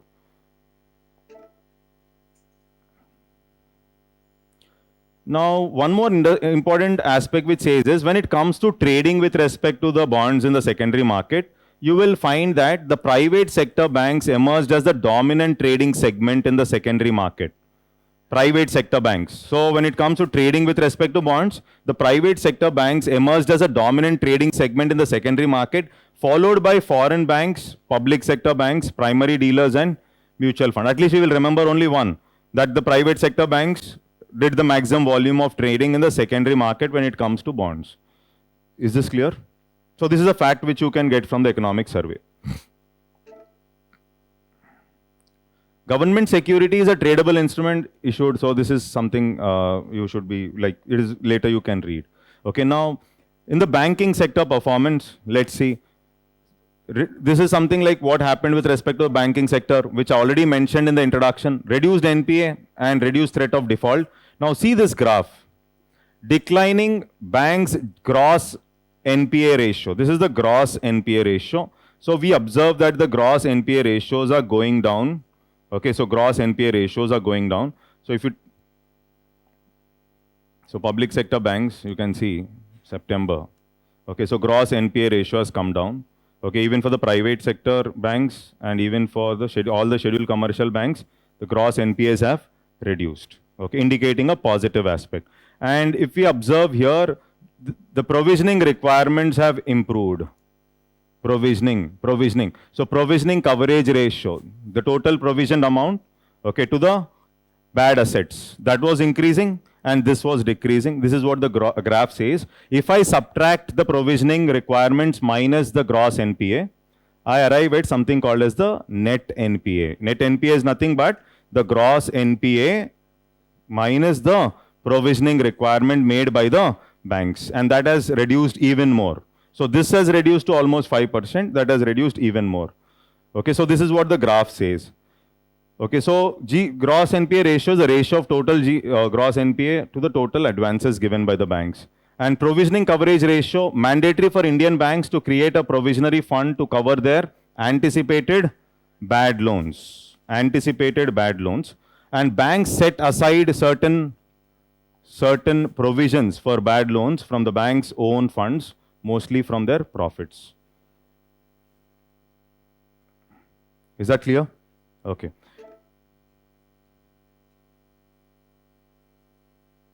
So here, this is a broad-based improvement in the NPAs.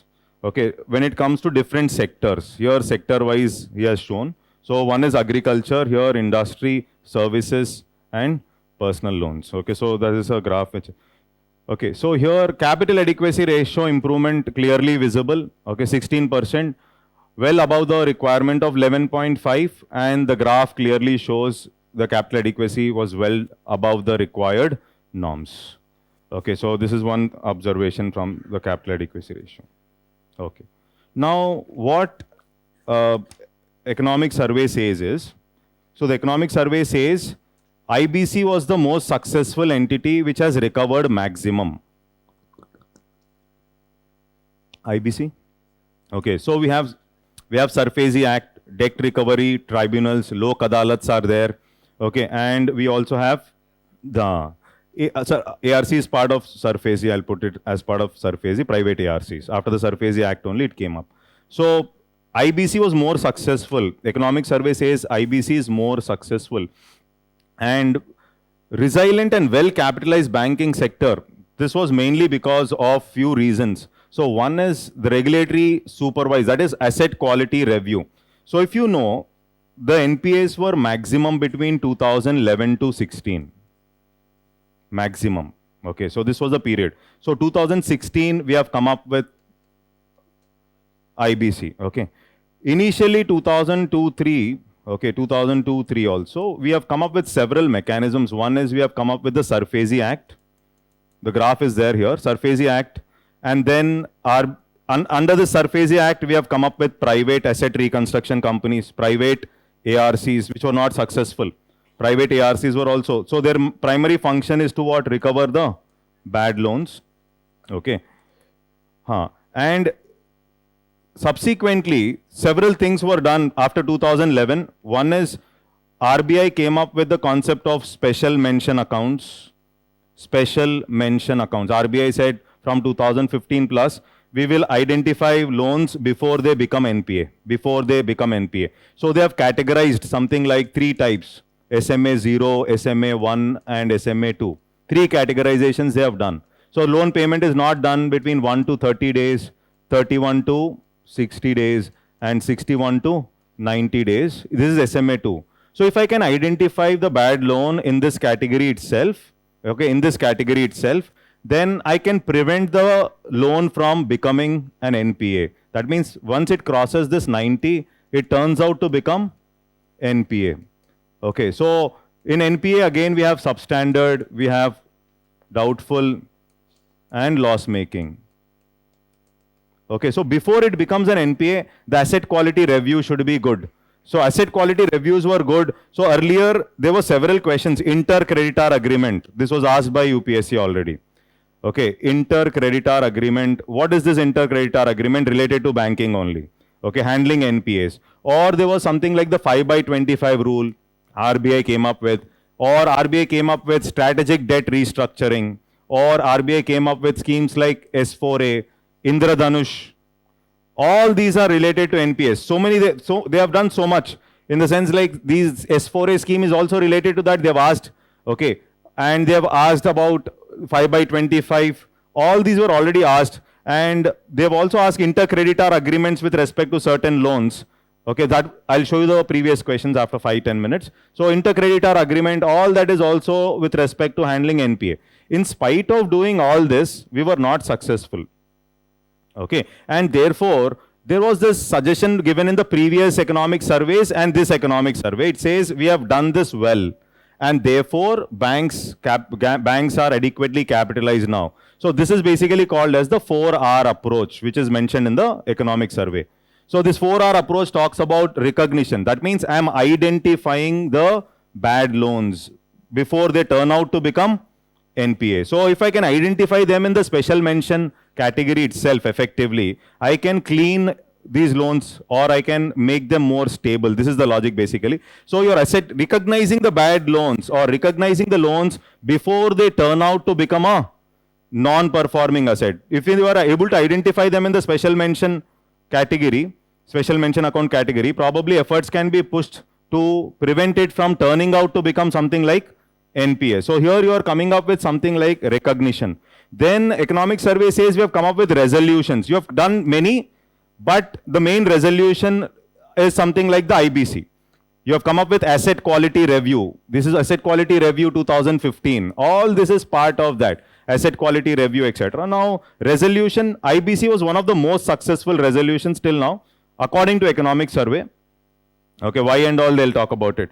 Then they are focused on recapitalization. Budget was used to recapitalize banks or recapitalization bonds. UPSC asked in 2016, the recapitalization funds going into the banks have continuously increased since last 5 years. The answer is wrong. Answer is no, but this was a prelims question which was asked that time. So it was a kind of a trend-based question. So recapitalization, adequately capitalizing banks through whatever means it can be. It can be through the budget, you can recapitalize them, or it can be through recapitalization bonds, whatever it is. Okay, and reforms. So talking about bank mergers, etc. Bank mergers, merger of banks, etc. All this. Okay, so these are reforms. There is some more reforms which, reforms efficiency is little less, but definitely they are putting in effort to come up with better reforms with respect to banking, but still it is not completely there. That is what the economic survey says. So recognition, resolution, recapitalization.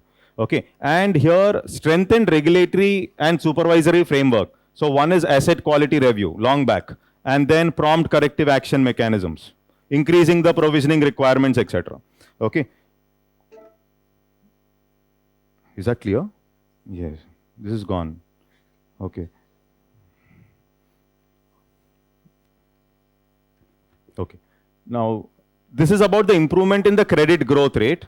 So this is something very interesting as far as Indian context is concerned. So why? Because when there is tightening happening, we will also find that the credit has accelerated.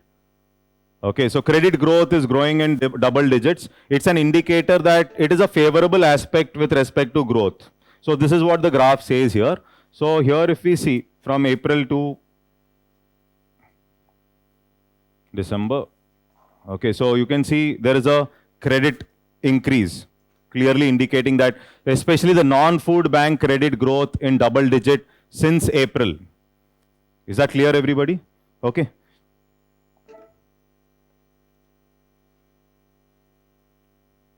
Now, there are some facts. The credit that is increasing is mainly increasing because of the rising demand for home loans. So when I talk about the retail credit, so there is one fact which is mentioned in the economic survey. So when we talk about the retail credit is mainly increasing because of the rising demand for these loans which are home loans. Okay, now talking about agriculture and light sector credit growth, this is mainly because of the measures taken by the government. Okay, and industrial credit growth has picked up due to mainly credit in MSMEs. The economic survey says industrial credit growth has picked up, and it is also because of the emergency credit line guarantee scheme implemented by the government during COVID to take care of MSMEs. Is that okay? Okay, so this is a factual thing. Okay, so this is a factual. In retail, it is mainly home loans. That is what you'll remember. Credit growth has increased, non-food credit, and in spite of tightening. And in retail, it is mainly because of home loans. And then government's concessional institutional higher credit has increased because of government's measures with respect to agriculture. Industrial credit has picked up mainly because of credit of micro, small and medium enterprises. Credit going to MSMEs, that is what you will remember. And emergency credit line guarantee scheme implemented, or the schemes like production link incentive schemes, etc. were beneficial. Now here, services credit growth due to recovery in credit to NBFCs, real estate and trade sectors. Okay, so here this particular aspect shows non-food credit with respect to all the entities, whether it is agriculture, industry or services, you will find there is a jump, there is an increase.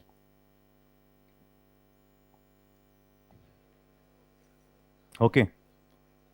See, this is about the NBFC credit. Non-banking financial companies continue to recover. Okay, so NBFC is recovering. This is what the economic survey says.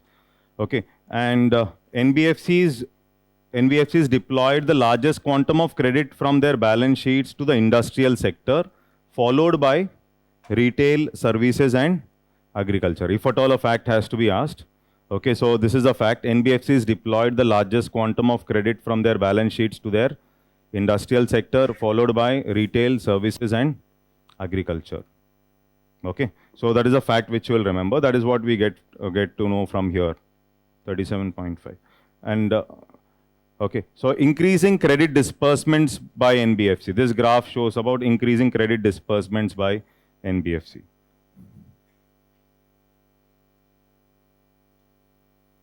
Okay, so one more aspect here is continuous improvement in asset quality. I think, okay, this will not go now.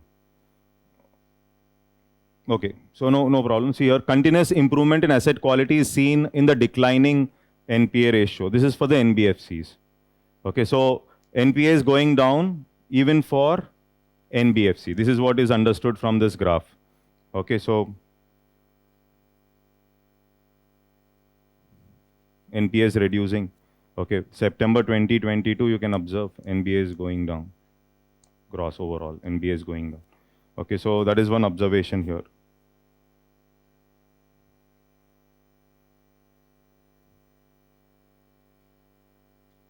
Okay, so here banks' profits have gone up. Okay, and here NBFCs also.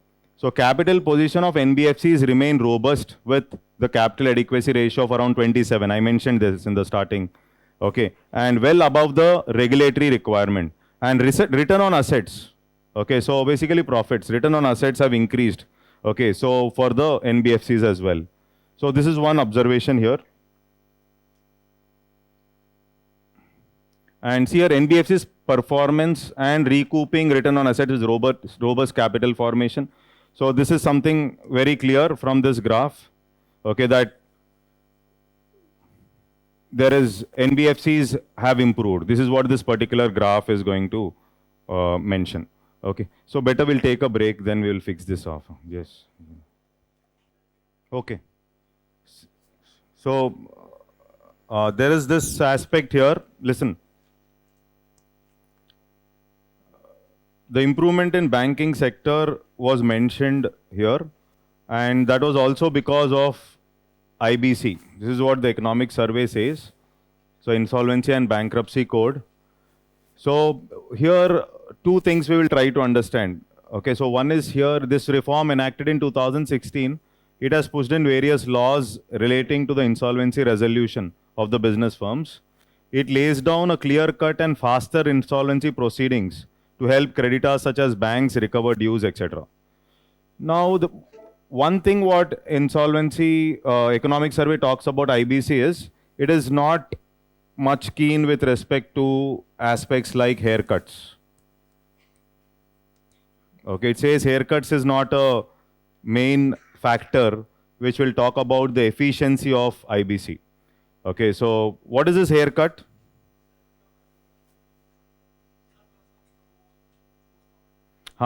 So how much out of the total credit given, how much money you should forego? The creditor has to forego some amount of money.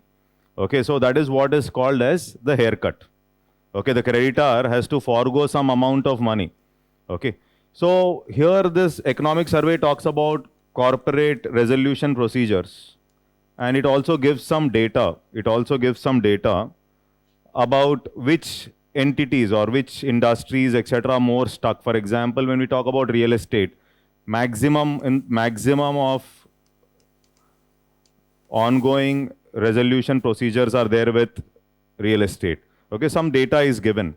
And few things what we should understand is, we all know that based on the recent reforms, that the settlement should be done in how many days?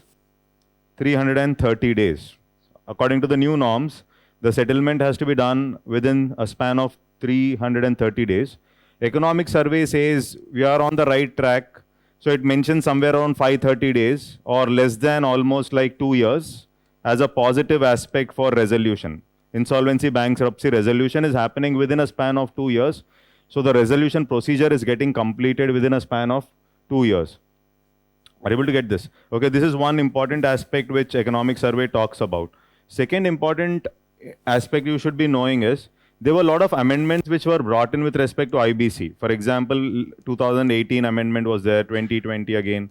Okay, so here one understanding is along with the financial creditor,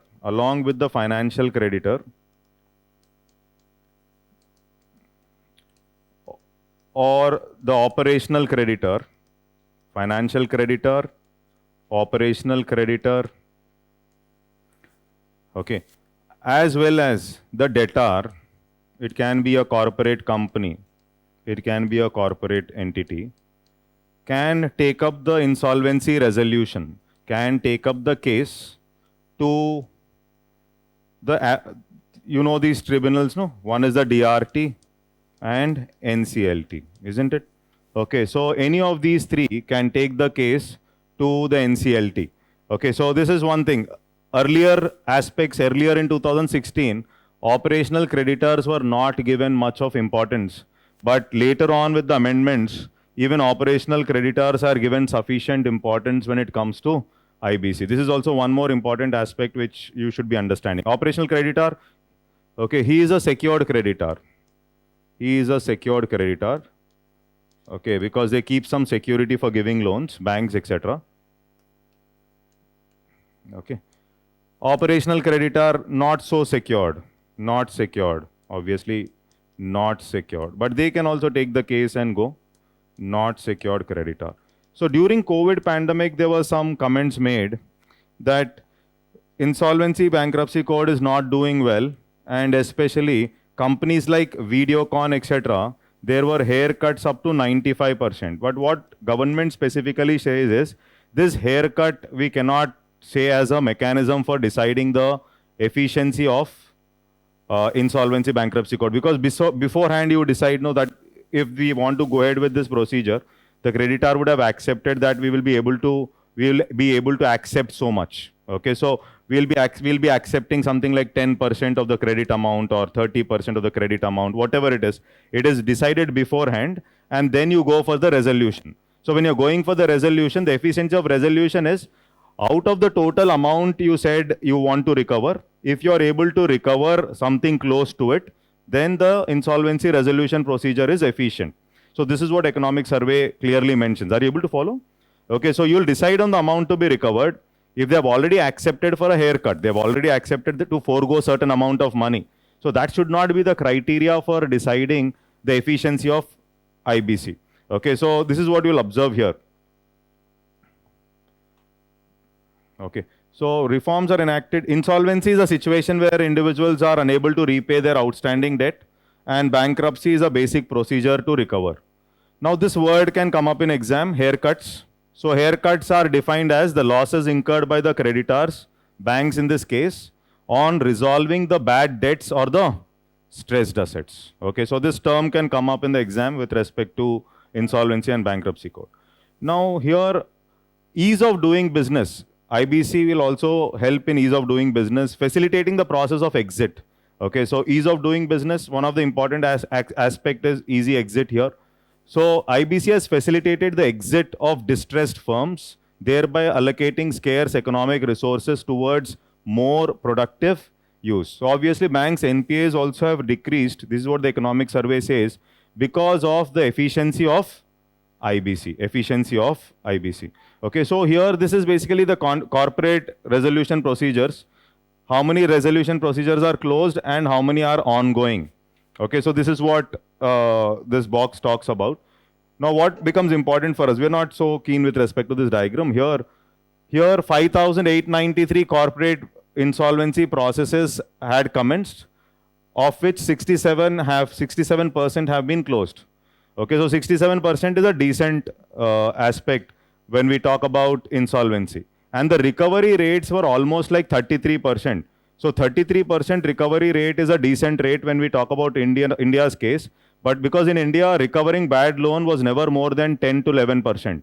So if you talk about 33% recovery, according to economic survey, it is pretty decent to tell that the IBC was efficient enough in terms of recovery. Okay, so that is something which you will remember. Okay, and here there is some analysis that is given. Sectoral breakup, maximum cases of are ongoing basically here. Ongoing resolution processes are there, maximum with respect to textiles and basic metals. So this is one data. 90% I don't think such factual questions can be asked. Okay, so but real estate you can remember because it is huge in services. Okay, so ongoing resolution procedures if I take, major chunk is basically textiles, leather, apparel products and basic metals. This is what economic survey talks about. Okay, and here with respect to the services sector, you can observe this is a huge chunk, real estate activity. Are you able to get this? So this is a easy understanding. So seeing this graph, real estate is major chunk here, and then comes wholesale and retail trade. Okay. Now one more important benefit which economic survey was talking about is there is a behavioral change through IBC over a period of time. Now they observed that there's a behavioral change that is basically business relationship. This talks about something like reduction of willful defaulters. So economic survey clearly talks about the reduction of willful defaulters. You know who's a willful defaulter? Those who have the ability to pay, but still they are not paying. They are called as willful defaulter. So earlier Vijay Mallya was a earlier. Okay, so willful defaulter. Willful defaulter is somebody who has the ability to pay, but still he is not paying. So improvement, this is a behavioral change that is observed. That means the reduction with respect to willful defaulters, etc. It's a positive outcome along with the efficiency of IBC. Now economic survey gives some facts like 69% of the distressed assets rescued. So till now, around out of 100, let's say 69% of the distressed assets have been rescued, and they have achieved a realization value around 178% of the liquidation value.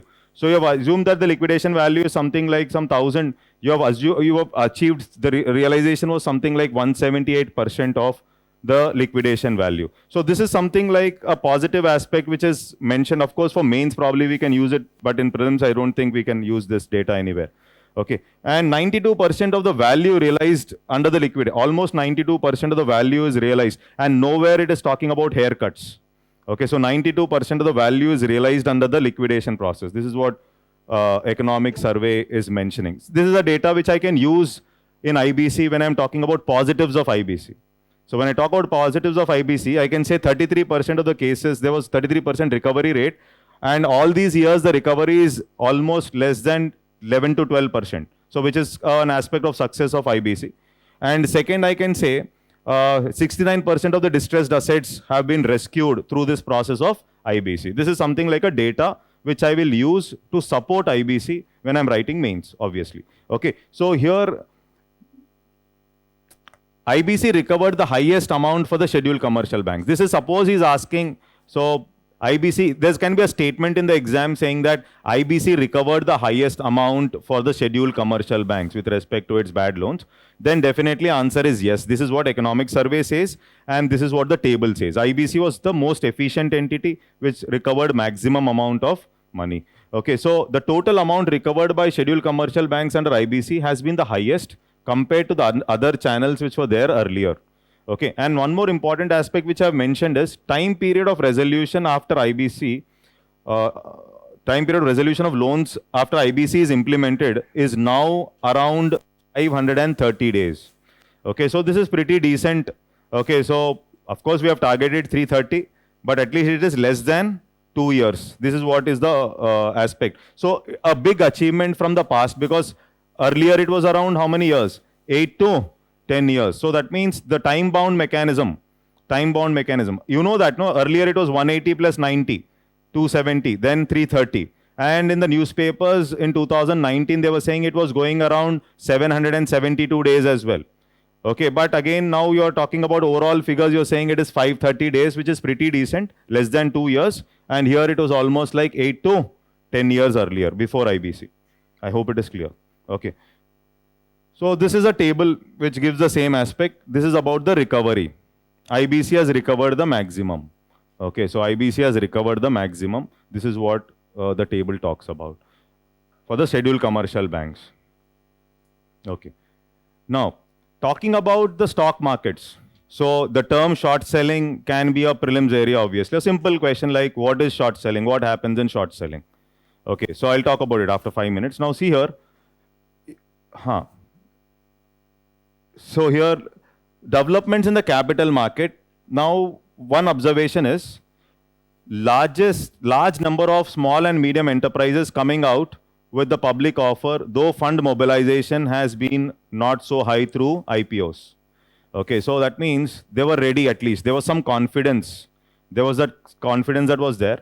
Buoyant performance of primary market has been observed despite turmoil in the global financial markets. So one observation is the primary market started doing well, okay, in India. So especially when I'm talking about primary market, we are talking about these aspects like IPOs and FPOs, and specifically LIC being one of the huge IPOs, one of the biggest IPOs.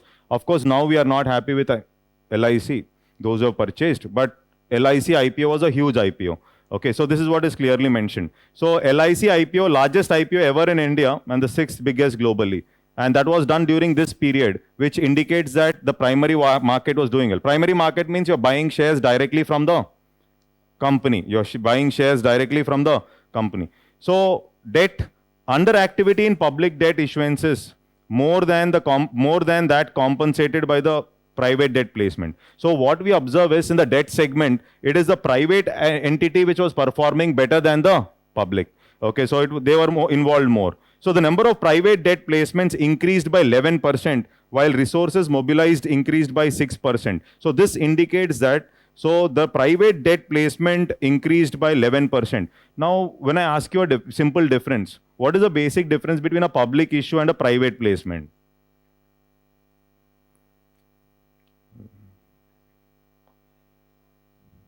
Public is basically everybody can participate. When I'm issuing some shares, whatever it is, everybody can participate. So private placement is not for everybody. Not for everybody. Then who is going to participate generally in the private placements? Qualified institutional buyers. You call them as qualified institutional buyers. Qualified institutional buyers. It is not for everybody. When I'm using the word IPO, it is for everybody. But when I'm saying private placement, it is not for everybody. It is only for the qualified institutional buyers. Those who already have experience with respect to stock market and they have already taken licenses from SEBI. They are going to operate. It can be insurance companies, pension fund companies, all these entities. Okay. So here, the number of private debt placements increased by 11%. This is an indication that private placement was responsible. Now, here the definition of primary market, you can read it later. So here you can see resource mobilization from the primary market. Okay, so when I'm talking about equity, here we have put IPOs, FPOs, okay, then rights issues, okay, so QIPs, preferential allotments, etc. And debt also, debt you have public debt as well as private placement. And there is this private placement aspect was at a higher level. This is what is the economic survey talking about. This is what I've mentioned. Is that clear? Okay. So this is purely factual here. Now talking about stock market performance. Now across the globe, stock markets were not doing well. And India also struggled, no doubt about it. But compared to the secondary markets outside, Indian market was doing pretty okay. Indian market was doing pretty okay. This is what the economic survey talks about. For example, if we see this, okay, so if we see this table, here if you see the other indexes, they're almost negative. Other indexes, they're almost negative here. Okay, so percentage change you can see here. Okay, it's almost negative here. Even in 2022, you can observe. Okay, but India's case, though we are not robust, at least you can see there is a positive aspect which is visible when it comes to even the secondary markets. Even the secondary markets, when we talk about our Nifties, so we are way better than the world around. So this is very important that if you make a comparison of the world, okay, if you see, okay, so India's growth is pretty decent. At least it is growing at a positive level. So this is something which you can observe with the secondary market also. Secondary market also, India is pretty decent. This is what economic survey says. Okay, so number of demat accounts were opened, have increased sharply. and global stock markets declined because of geopolitical uncertainty. Among major emerging market economies, India outperformed its peers in April to December. This is what is the understanding from that particular graph. So when you compare with the global scenario, India has done well from April to December. At least there is some positive aspect here. Is this clear? And you should be knowing the differences between primary and secondary market. Okay, private placement and public offer. Private placement and public offer. And what is this? Who is a qualified institutional buyer? Okay, somebody who has already some experience and taken licenses from. These are generally institutional buyers. Institutional buyers. Okay, so here, so one understanding. Now this is there in our material as well. So you know that in April to November, the Indian volatility index witnessed a declining trend as the impact of conflict started to wane as the year progressed. It shows the volatility is less when it comes to our stock markets. Volatility is less when it comes to our stock markets. Okay, so India Volatility Index, it is an index based on the Nifty index option prices in which the volatility figure percentage is calculated, which indicates the expected market volatility. Now, expected market volatility. Okay, over the next 30 days, what is going to be the volatility? This is what is going to be understood from this volatility index. Okay, and Indian volatility index uses the computation methodology for calculation with suitable amendments to adapt to the Nifty options order book. So what we are interested is, when it comes to volatility, we were less volatile in comparison to the international markets. That is one aspect. Second aspect, what we will remember for prelims is, this index basically will talk about the volatility for over the next 30 days. Volatility over the next 30 days. Is this clear? Okay. So this is one more important aspect. So if we see some previous questions also, we will see Sensex. Basically, Sensex, we want something like, I want to make a comparison with other countries also. Okay, so obviously that is the main reason, no? So if I take only Sensex, okay, so I can take Nifty, I can take Sensex, but here you're talking about a group of companies and you're giving a picture. But I want to know the overall picture, number one. Number two, I want to compare with other countries. That is the reason. Is that clear? Okay, so foreign investments. Now there is one table which shows, okay, there is one table which can come up in prelims in the sense that it shows there were foreign portfolio outflows. And we know that FPI, see I think before last year there were questions asked. There was one question which was asked. The question goes this way: which of the following is part of FDI? Which of the following is part of FDI? And he has given some options. For example, one option was foreign currency convertible bonds.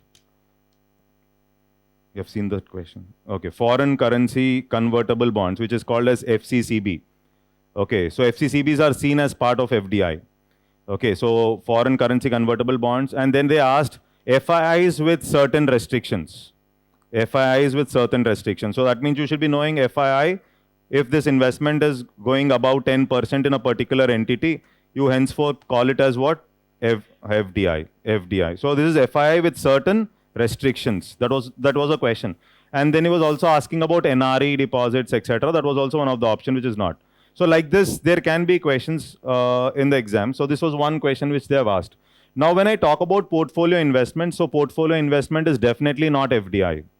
Portfolio investment is definitely not FDI. Okay, so portfolio investment is a wider connotation which includes FII as well. It's a wider connotation which includes FII as well. That means FII should be a subset of portfolio investment.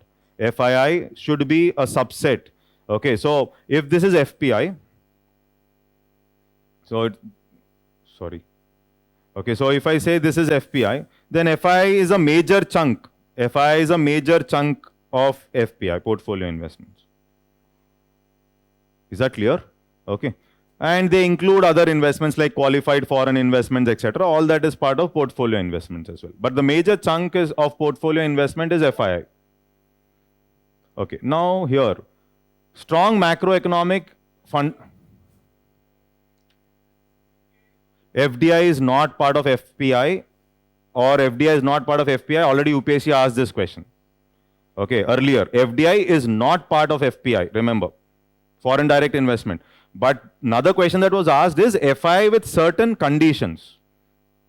That's a typical kind of question they have asked. That means he wants to know that you should be knowing that FI, if it crosses 10%, is seen as FDI. That means with certain condition, it can be seen as FDI. That was the question.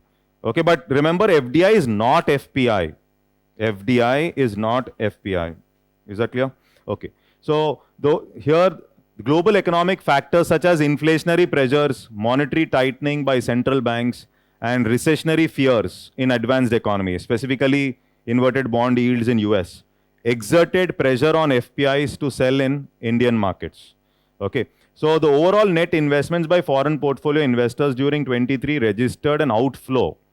Okay, so outflow of 16,153 crore at the end of December, with both equity and debt segment witnessing net FPI outflows. So FPIs have moved out of India.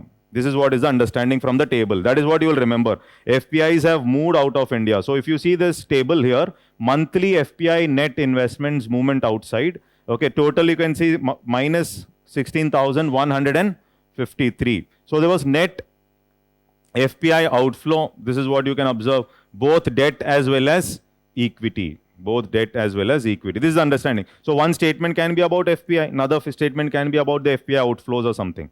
So this is what the economic survey talks about. You'll just remember that FPI outflows were there. Okay, the overall net outflows were so much. And involves an investor. What is an FPI? Involves an investor buying some foreign financial asset. Okay, like anything of these. Is that clear? Okay?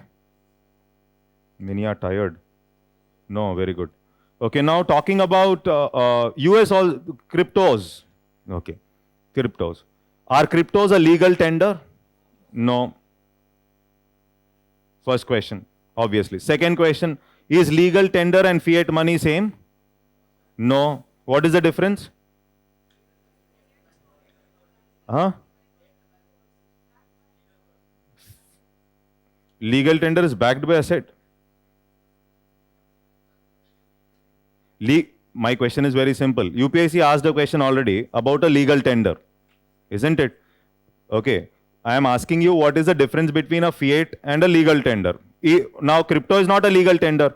Legal tender is something that cannot be rejected. Legal tender is something that cannot be rejected. Okay. Fiat is something that is accepted by order. You're accepting it. For example, though dollar may be a fiat entity, but dollar can be rejected in India. If you're giving me dollar, I will say go. What should I do? I think you're getting my point. So something that to become a legal tender, first condition is it should be a fiat. To become a legal tender, it should be fiat.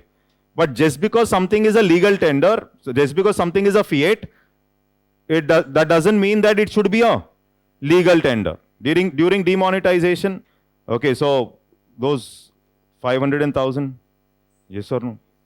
Yes. Is that okay? Fine, fine. So now cryptos became volatile. I also lost a lot of money.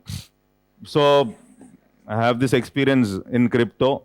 And crypto, basically, there are a lot of restrictions that have been brought in developed countries itself, including US. Including US, there's a lot of restrictions that they have brought in with respect to crypto. Okay, so crypto asset market has been very volatile. Nowadays, mining also has become very difficult.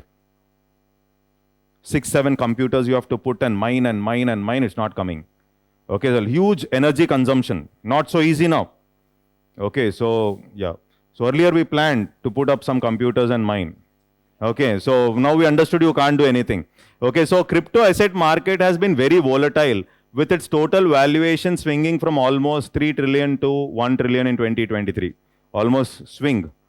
Crypto cross-sector and cross-border nature limits the effectiveness of uncoordinated national approaches and hence regulate the crypto market and reduce their volatility. So more regulation has been brought in. Economic survey talks about not just India, but the developed world also. There has been a lot of regulation that has been brought in. Okay, so here European Union coming on notifying and licensing crypto assets and key entities. Okay, Switzerland is regulation by dividing cryptos in payment tokens, utility tokens and asset tokens. So there's a lot of regulation. So these examples suggest that global standards need to be more comprehensive and consistent. Regular regulator responses must be based on standard taxonomies, reliable data of at-risk contagion effects. So here more regulations have been brought in, not so important, not so important. You can just glance through. It's there in our material as well. Okay. GIFT International Financial Services Center. Okay, so now you observe that entities from outside are very much keen to come and invest in India. Okay, so one important reason, it is a clear understanding that our macroeconomic fundamentals are doing well. Okay, so here we can observe, see, IFSC basically, International Financial Services Center, is a jurisdiction with high concentration of financial institutions such as banks, stock markets, and related entities, and which offer specialized financial services to non-residents and residents to promote financial innovation and facilitate cross-border transactions. So more investments into IFSC, it clearly talks about progressive reforms with respect to our capital account convertibility. It indicates a progressive reform with respect to our capital account convertibility. You'll talk about that in detail in your external sector. Okay, so capital account convertibility, it indicates why most investments are easily moving into this. Is that clear? Okay. So government operationalized that IFSC at GIFT multi-services, SEZ in Gujarat, etc. Now, it has entered into a multi-sectoral, multilateral cooperation and agreements with International Organization of Securities Commission. So there is a lot of tie-ups which we are doing, which will enhance movement of foreign investments into the GIFT city. This is what the economic survey talks about. Okay, that is sufficient. Understanding what is IFSC and what is the regulatory authority. Okay, so regulation, how was, this is IFSCA is a regulatory authority. You know, I think you know this. Okay, so International Financial Services Center Authority basically has assumed the power of 4 domestic sector regulators, namely RBI, SEBI, IRDN, and also the Pension Fund Regulatory Authority. Is this clear? So that is one aspect which you will remember. Now, economic survey also talks about improvement in pension and insurance funds. What is the benefit if pension and insurance is going to increase or improve? So one is pension and insurance funds help in long-term investments. This is what the economic survey says. They can invest into long-term funds related to infrastructure. So this is a positive aspect. That means it will help in infrastructure financing. This is the logic. So pension and insurance funds, if they are doing well, that means if the insurance market is really doing well, the pension market is really doing well, it will help in long-term financing of infrastructure. Okay, so because banks have a challenge like asset liability mismatch. Talked about, you know this, right? Banks have a challenge of asset liability mismatch. They are not in a position to give long-term loans to infrastructure. But when insurance and pension fund entities can give better long-term loans to infrastructure. So this is one aspect which economic survey mentions. So India poised to emerge as one of the fastest growing insurance markets in the coming decade. Fastest growing. And insurance penetration in India has increased steadily. Okay, so this is the graph here. There's a graph here which talks about insurance penetration. So first of all, what is this insurance penetration? You will just try to understand this. Ratio of total insurance premium to the GDP. Okay, insurance penetration is nothing but the ratio of total insurance premium to the total GDP. Insurance density is the ratio of insurance premium to the population. Both are increasing. Are you able to get this? Okay, so these are 2 words which are mentioned in the economic survey. For suppose a word comes up in the exam. So insurance penetration measures insurance premium to the gross domestic product. Insurance density measures the ratio of insurance premium to the population. That is insurance premium per capita and is measured in US dollars. Now, here we can see this graph clearly shows there is a steady rise in insurance density as well as steady increase in insurance penetration. So if there is a statement in the exam, okay, so insurance penetration or insurance density is increasing.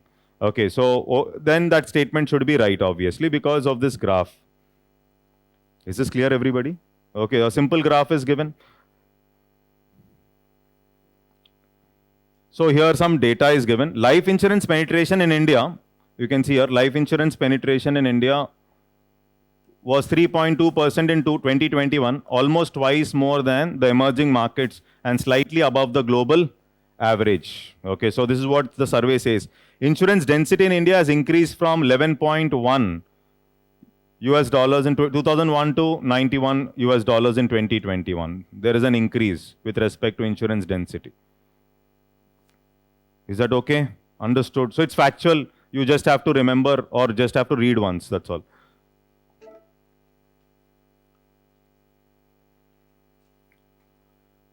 Okay, there are some schemes here, okay, which are mentioned. These are there. I have to pick it from, this is there in the survey as well as in the material. So all these schemes are aimed at people at the lower end spectrum. Main purpose is to increase the risk appetite of people, which in turn helps in growth. So focusing on inclusiveness, automatically it will also lead to economic growth. That is what it says. So the last area in this chapter. Okay, this is about the pension sector. So this show has shown remarkable performance and has expanded since introduction of National Pension Scheme and Atal Pension Yojana. And coverage of population in pension has risen under NPS, etc. So there is a positive outlook with respect to pension as well. Insurance positive, pension as well, it is positive. Okay, so here if you see, this point is important. Pension sector and insurance sector collect long-term savings, around 25 to 30 years.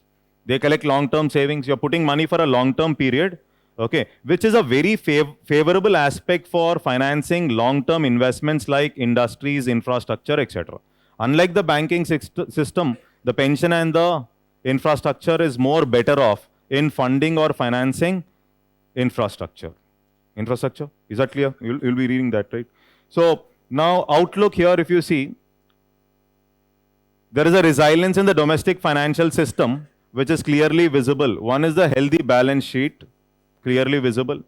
NPAs have reduced. Stronger capital level of NBFCs as well as banks, both. Clear understanding. We can use these points in the mains.